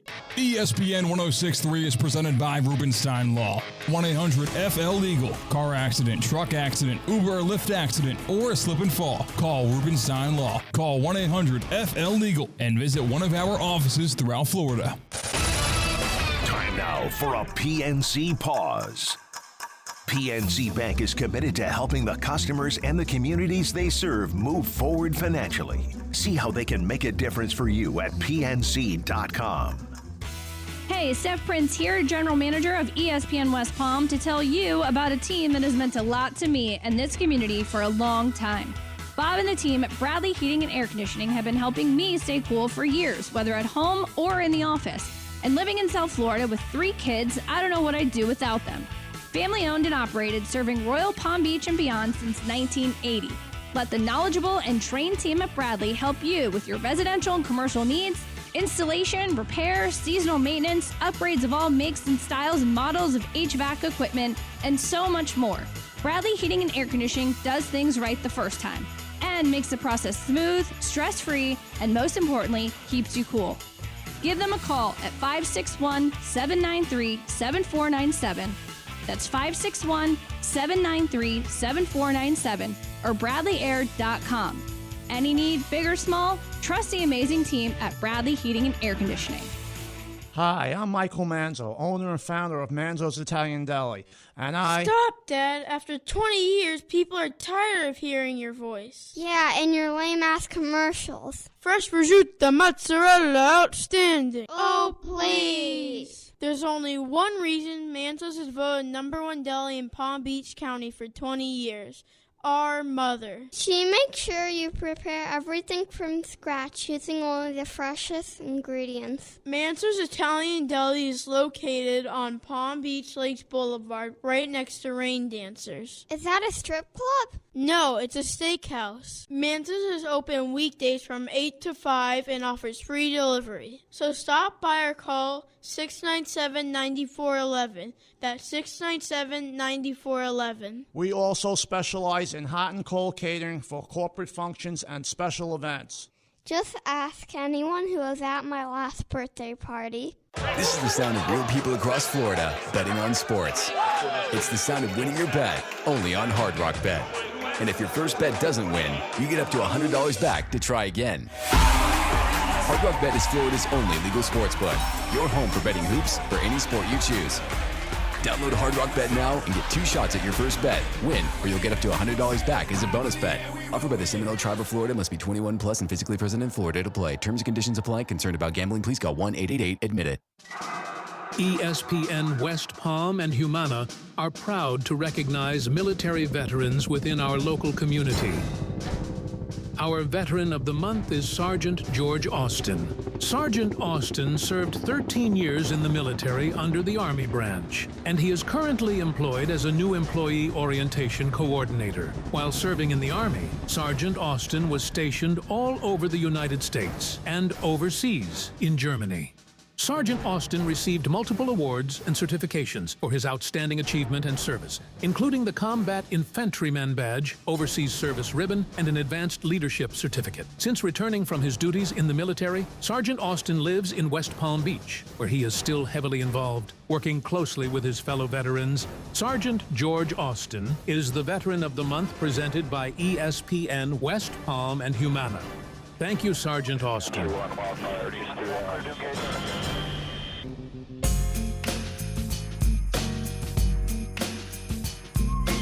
Live from the Anajar and Levine Accident Attorney Studios, Theo Dorsey is theoretically speaking. Streaming live on YouTube, here's Theo Dorsey. It's good to be back in the happy hour with the homie, Tina in the wild. We got C-Cat on the ones and twos as well. I'm Theo Dorsey. Tap in with us on Twitter at Theo Dorsey TV and at ESPN West Palm. And also subscribe on YouTube at Theo Speaking. That's where we kick it. That's where you can hop in the chat and ask things like Devontae just did. He asked us here on ESPN 106.3, will Caleb Williams have a rookie year better than C.J. Stroud? Well, it depends on how you define success. Caleb Williams will surpass C.J. Stroud numbers-wise his rookie season. He'll get more yards and touchdowns than him. Might have more interceptions as well. But it's hard to say whether or not the Bears can win a playoff game. They'll make the playoffs. I don't know if they'll win a playoff game. We'll have to see how things shake out. That's a great question.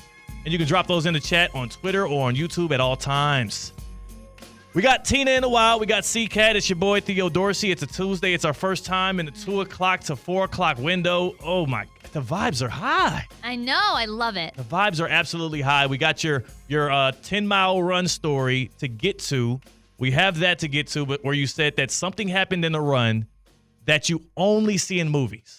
I feel like you only see it in movies. Yeah. Before we get to that, though, I do have to give the good people, especially the fantasy football fans, an injury report, an update, because we got something out of Dolphins camp that's going to make a lot of fantasy football managers happy. My leg! My leg! I am not angry. I am in pain. My leg! Time now for an injury report. My head and torso! Wow, that's crazy. They hit me everywhere except my legs! Presented by Baptist Health Orthopedic Care. Go where the pros go. My leg! Tyreek Hill and Jalen Waddle are fine. They're both good. They're back. They're healthy. They're practicing, and they'll be there for week 1 for the Dolphins.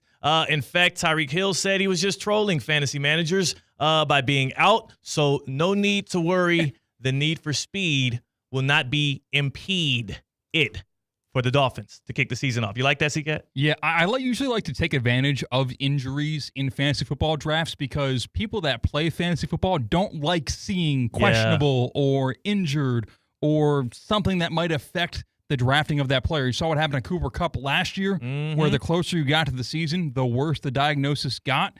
On the other side of things, I like the discount, where if people might think Tyreek Hill is not going to be healthy for the season opener, I might slide a couple spots down in the draft picks where I can take him at 12. And we got a fantasy football draft tonight in your league. It's going to be a 3-person keeper league. We're starting from scratch, and I'm excited for that. This is my first year in C-Cat's league, Tina. Oh. And he's got some comedians in the chat. He's got some guys that are some jokesters there, so it'll be fun kind of, number one, figuring out who the hell all these characters are, and then also beating them to smithereens. Are they like everywhere, C-Cat? Like some in New York? Okay. I've taken the best and the worst that I have crossed paths with in life, and Theo is the first entrant from the Florida area. We got college, we got high school, we've got someone I live with my girlfriend, and now we've got Theo. I love that. That's nice. I feel very I feel, no, it's already welcoming. We're like 90-plus episodes into Theoretically Speaking. We've been doing this thing since April. But that was a benchmark in me and C-Cat's relationship. With that, maybe it warmed my heart, Tina. I love absolutely warmed my heart. You're going to see a bad side of me, though, because I lead with a heavy fist. And there were some, talks about unionizing in the league. There were talks about revolting. They didn't like how I was leading. And I become an ugly person when you question my leadership in fantasy football. So just saying, put it out there, Theo. Be careful how you act. Can you believe you guys have been together for like almost 5 months? It's crazy. It's crazy. Yeah, it's flown wild. by. It's been a whirlwind for me. It's a totally different part of my journey. Those that know me, I come from the TV background. I was a TV sports anchor, and now we're full-time talk sports radio. So it's been a journey, and no better guy to do it with than my guy C-Cat, and no better gal to kick it with than Tina in the wild. And I will say this, C-Cat, Mr. Rule with an iron fist. One of my favorite sayings, I say this all the time.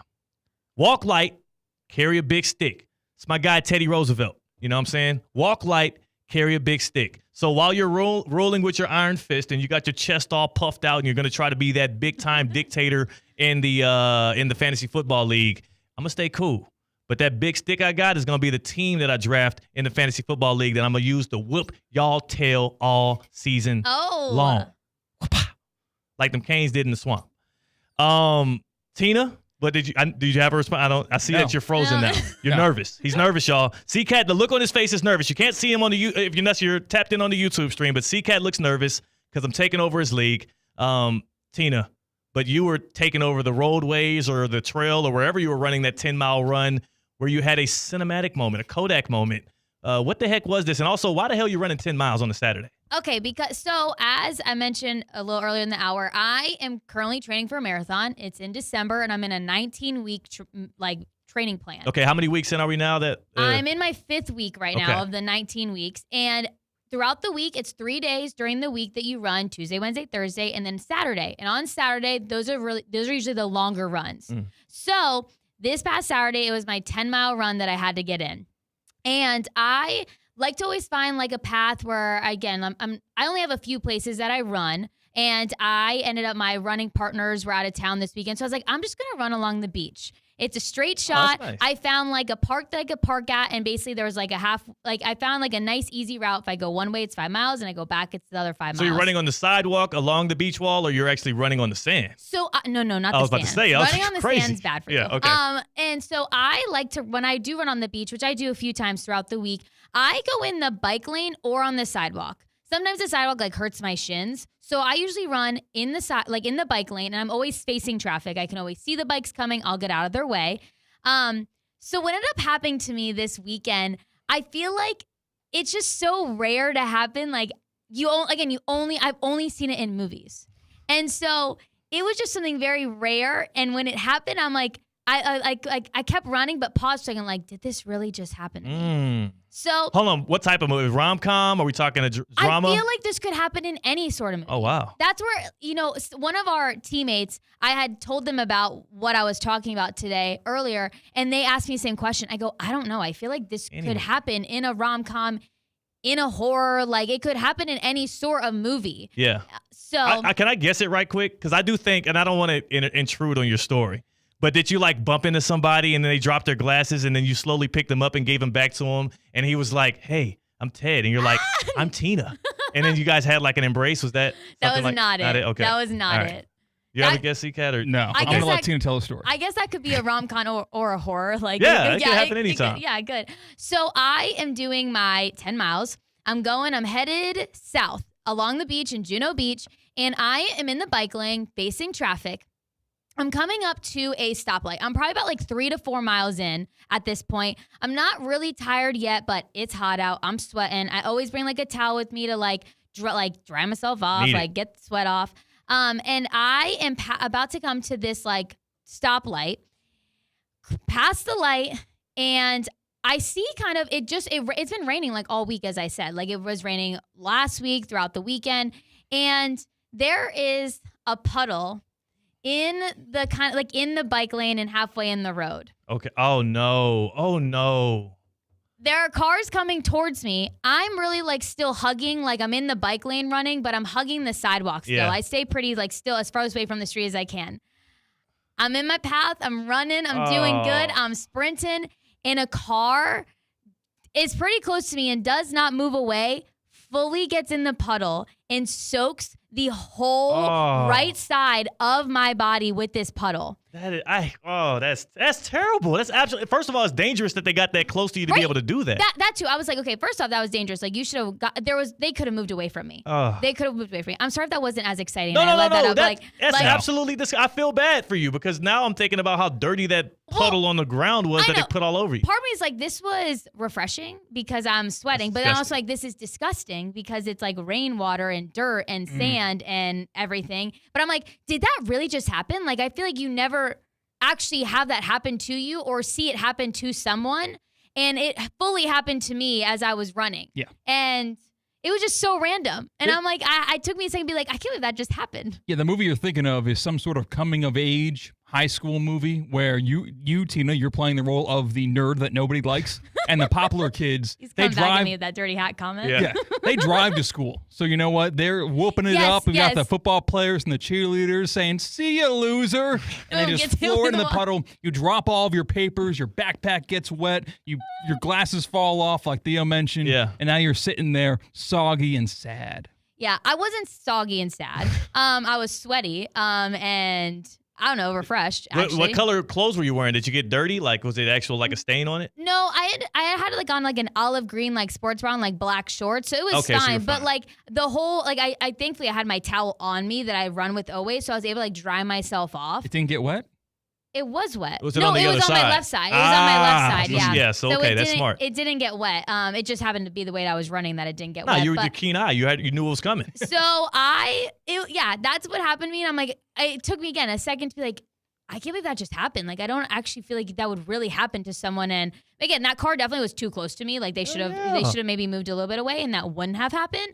But yeah, that was my like kind of just what happened to me. You only see in movies. That's absolutely correct. I did think it was going to be some Like kind I meet of the love of my life. yeah, like you bump into somebody or like your old high school teacher, some kind of like really dramatic moment. But that's actually, I mean, I think that's worse. That's actually I've crazy. never had it happen to me. I feel like those, like when you run into each other, like in the street and you spill your coffee and like the paper slider, like that is crazy. Like that never actually happens. And if it does, you probably did meet the love of your life. No, when you see someone you recognize, like in the grocery store, you do everything in your power to avoid that person. Yes. Someone you went to high school with, you got to have the conversation. Hey, how have things been? You say that question even though you do not give a damn about how their life is. You're just asking it because they're in front of you right now. It's actually you're right. It's kind of the worst. Like I remember one time I was in Houston, I ran into a teacher that taught me in high school, and I was with somebody who I actually had their class with, and this is like 10 years post high school. And we're sitting there at dinner like, do we say something? Do we go say what's up? Like, do we chop? Like, absolutely not. Absolutely not. Since we're on like the high school, topic, my like 10-year high school reunion's coming up. Uh-oh. And I declined the Facebook invite immediately. Why? I'm like, I don't want to go to that. I do not really care Are to you go cool to with that. saying your alma mater here on air? No. No, okay. I was about to say I didn't want to give you up. I didn't want to give you up there. People that know you know, but why you don't want to go kick it with the squad? I feel like Damn. I am close to those who I want to still be close with that are from my hometown and like from my high school. I just like don't want to have those conversations. And I feel like I have had too many conversations of like weddings and stuff of like they think they know what I do and they have actually no idea what I do. And then they're like, oh, like they think they know what's going on in my life. I'm like, they don't. And I'm like, okay, I don't want to have these conversations really. And so why do I want to go into a room and like have all these awkward conversations that none of us want to actually have? Yeah. I don't know. Like, I feel like if I wanted to hang out with them, I'd still be hanging out with them or still be talking to them. That makes sense because yours are in earshot. Like mine was in Houston. I didn't get to go because there was I think it was during the pandemic or something like that. A lot of stuff got ruined by those pandemic years. But I would have went if it was feasible to do. And it's not like I had up. a terrible high school like time. Like I had a great high school. Mine was years. I don't remember much of high school. It was a blur. It was. My girlfriend said the working same exact thing this weekend because it hit her that she was actually class president. So she's the she one has in to do it. charge Oh, wow. of setting up the high school reunion. And she doesn't want to set it up? She does. She's Oh, very okay. excited. You're wrong. Of course, because she was if you're the class president, you don't sorry. enter that role without being like super duper like go Eagles. But you sign up for that before you know who you're going to be 10 years in the future. Yeah. It could get real ugly. In fact, Mario, for college, they're at Hampton University. They're planning the 10-year, which is next year at homecoming, and there were requests to get on that committee. I wasn't the president, but I was a serving member of the board for our class. And I definitely was not responding back to those messages. No shade to them. I just don't have time for it these days. And also, I don't even know if I'm going to be able to go to homecoming. So it just is it's a big undertaking, man. You know, those reunions are only to, hey, look how good I am now. Yeah. Like, hey, I'm doing great in my career. I bet I'm doing better than you. To the guy you didn't like, the girl you didn't like in high school. That's the only reason those exist. I thought it was to reconnect. You're a very pessimistic dude. No, I am right there with CCAT. Yeah? Yes, and right if you're there. a guy, It's like a stunt gala. They might rent a gal of the night to be their date if they're single, to stunt on the guys that thought they didn't get girls in high school. See, look at this piece of A. You know? Like, yeah, look what I'm doing. I love how you clean that up here. I guess you're right. There's going to be people that are like that, but if you're like that inherently, you're like that in general life anyway. So we're seeing it on Instagram. We're seeing it on Twitter and everything already. So that wasn't a part that was holding me back. The only thing for me is like, homecoming's always during football season. Yeah. And it always gets tough for me, whether it's covering high school football or also Saturdays and Sundays when I want to be locked in on the pros or college games. So we'll see. We'll see if I'm going to the 10-year. But either way, I won't have to rent a lady of the night because my wife is in the same class of me. Oh, yeah. From Hampton. So we'll be able to go together. Lockstep. Love that. Tina, it was great having you for the happy hour, the inaugural happy hour here on Theoretically Speaking, as we shift from 2 to 4 every day. The chat was lit up. They love you. They love the energy and the joy that you bring to the show. Glad that you're going to take the rest of the week off. I'm sorry. And pull back up on us next week. So. Yes. I'll see you in a week. I'm super excited. And yeah, hopefully I have some stories when I come back. You definitely will. You Yeah. better not hold back. On the other side, oh my goodness, it's heating up. It was the biggest rumor.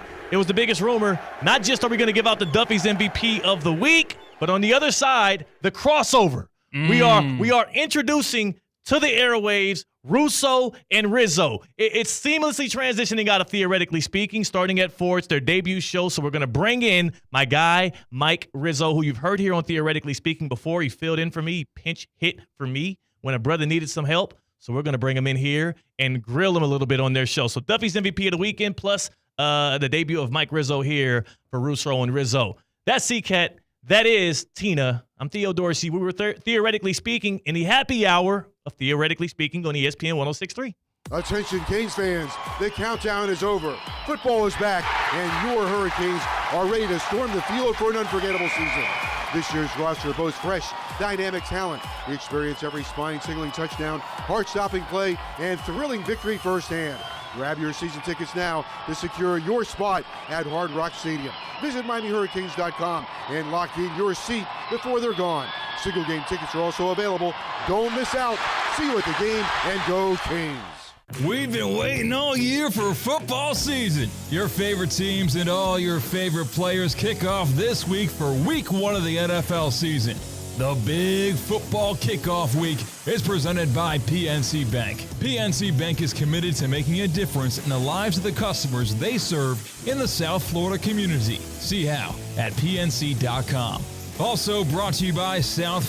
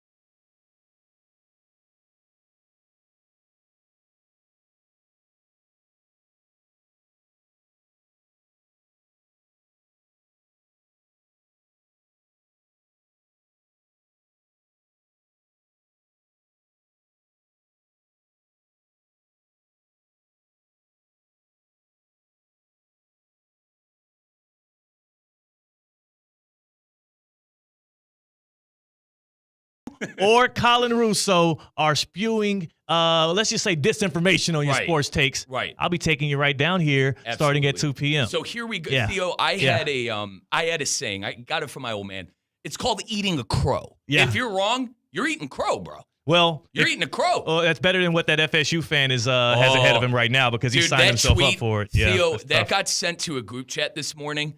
I think it was like, for lack of terms, someone had to eat feces. Yes, yeah. And it's like this college football team is making someone eat feces right now. He signed up for it. He tweeted, if FSU loses against Boston College, I will eat a cup of feces. A big brother of mine in the business, Aaron Goldhammer, he had to eat feces. Yeah, he said if the Browns draft Baker Mayfield, he would eat feces. Well, but it was horse feces. It was worse. That's disgusting by Goldhaber, by the way. And also, me and him are indefinitely tied because Baker Mayfield made us do something that we previously didn't want to do. Right. He had to eat feces, and I left the Panthers because they went and got Baker Mayfield because of something I said on radio.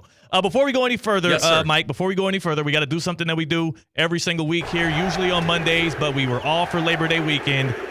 Let's give out the Duffy's MVP of the weekend. And before we give out the MVP, we must give our candidates for the Duffy's MVP of the weekend. And we start with the Golden Arm, Cameron Ward. Cam Ward, quarterback of the Miami Hurricanes, 41-17. That's the final score, but the stat line's even more beautiful. 385 yards, 3 touchdowns. He was 26 for 35. And the guy was slinging and dealing and piercing through the defense. All of the breakdowns, I'm eating it up. I'm eating it up like candy at a movie theater right now, man. Like every single time I see a tweet or video breaking down Cam Ward's performance, can't get enough of it. As you should be. And I wanted him for my Buckeyes. Yeah.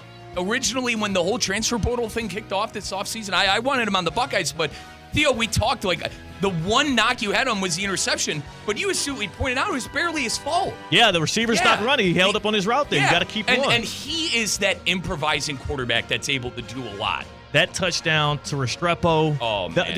The back of the end zone throw they off flexed on platform. It, no easy way to put it. It was beautiful. Matter of fact, executive decision here on ESPN 106.3 for our Duffy's MVP of the weekend. I ain't even giving no other candidates. Wow. C-Cat, you wanted to give a candidate, the Boise State running back? Of course, Austin Jeanty. Yeah. Dude, look at the stat line. 267 rush yards. Yeah. On 20 attempts and 6 touchdowns. Too bad. Do it again next week and you might get nominated. What you got, Rizzo? Quickly on that. Yeah. Boise State plays Oregon. Look out. Oh, you're saying that there's this a chance? Weekend, look out. You're telling me there's a chance. Boise State messed around with Idaho? Yeah. Oregon messed around with Idaho. Boise State's got some momentum. Look out. Dan Lanning going upset alert there. And the other one would have been either Caitlin Clark or Angel Reese, both of them breaking records over the weekend. But neither one gets a candidacy because Cam Ward is the MVP of the weekend. He has given hope to all of South Florida that roots for the Canes. Cam Anthony Ward, he is a Heisman hopeful, and he might lead the Canes to a championship. That's the Duffy's MVP of the weekend, given to you by Duffy Sports Grill, where you should be an MVP right now. How are you not a rewards member and an MVP with Duffy Sports Grill? You get 2-for-1 drinks every day. You get a chance to watch any of the 80-plus TVs that are in each location. They got award-winning burgers and wings, and they'll have myself, and C-Cat at the Duffy's location on Thursday to kick off the NFL season. At Federal and Linton, the Duffy's in Delray, it's going to be C-Cat, myself, and the Ravens flock watching the Chiefs beat down on the Ravens just like they did in the AFC Championship game. Show fight. We got a show fight. Duffy'sMVP.com. At Duffy's, our game is always on. C-Cat, what you got? We're going to beat you up. I think y'all might. We might physically attack Theo Dorsey. It's a dangerous circumstance for me to walk into. Would you go to like a Michigan bar when the Buckeyes are playing? Never. Rizzo? But I do want to say quickly, I was at Duffy's on Clematis. Yeah. So for watching the Buckeye game. So make sure you get on out to Duffy's. Get on out to Duffy's and go in love, go in peace, go enjoy. Next up here on ESPN 106.3, the debut of Russo and Rizzo with my guy Mike and Colin. Peace. PNC Bank is committed to helping the customers and the communities they serve move forward financially. To do this, they're implementing their Community Benefits Plan that focuses on affordable home lending, small business loans, and employee volunteerism, and creating other opportunities to give back on a local level. They're proud to be a part of the South Florida community. See how PNC Bank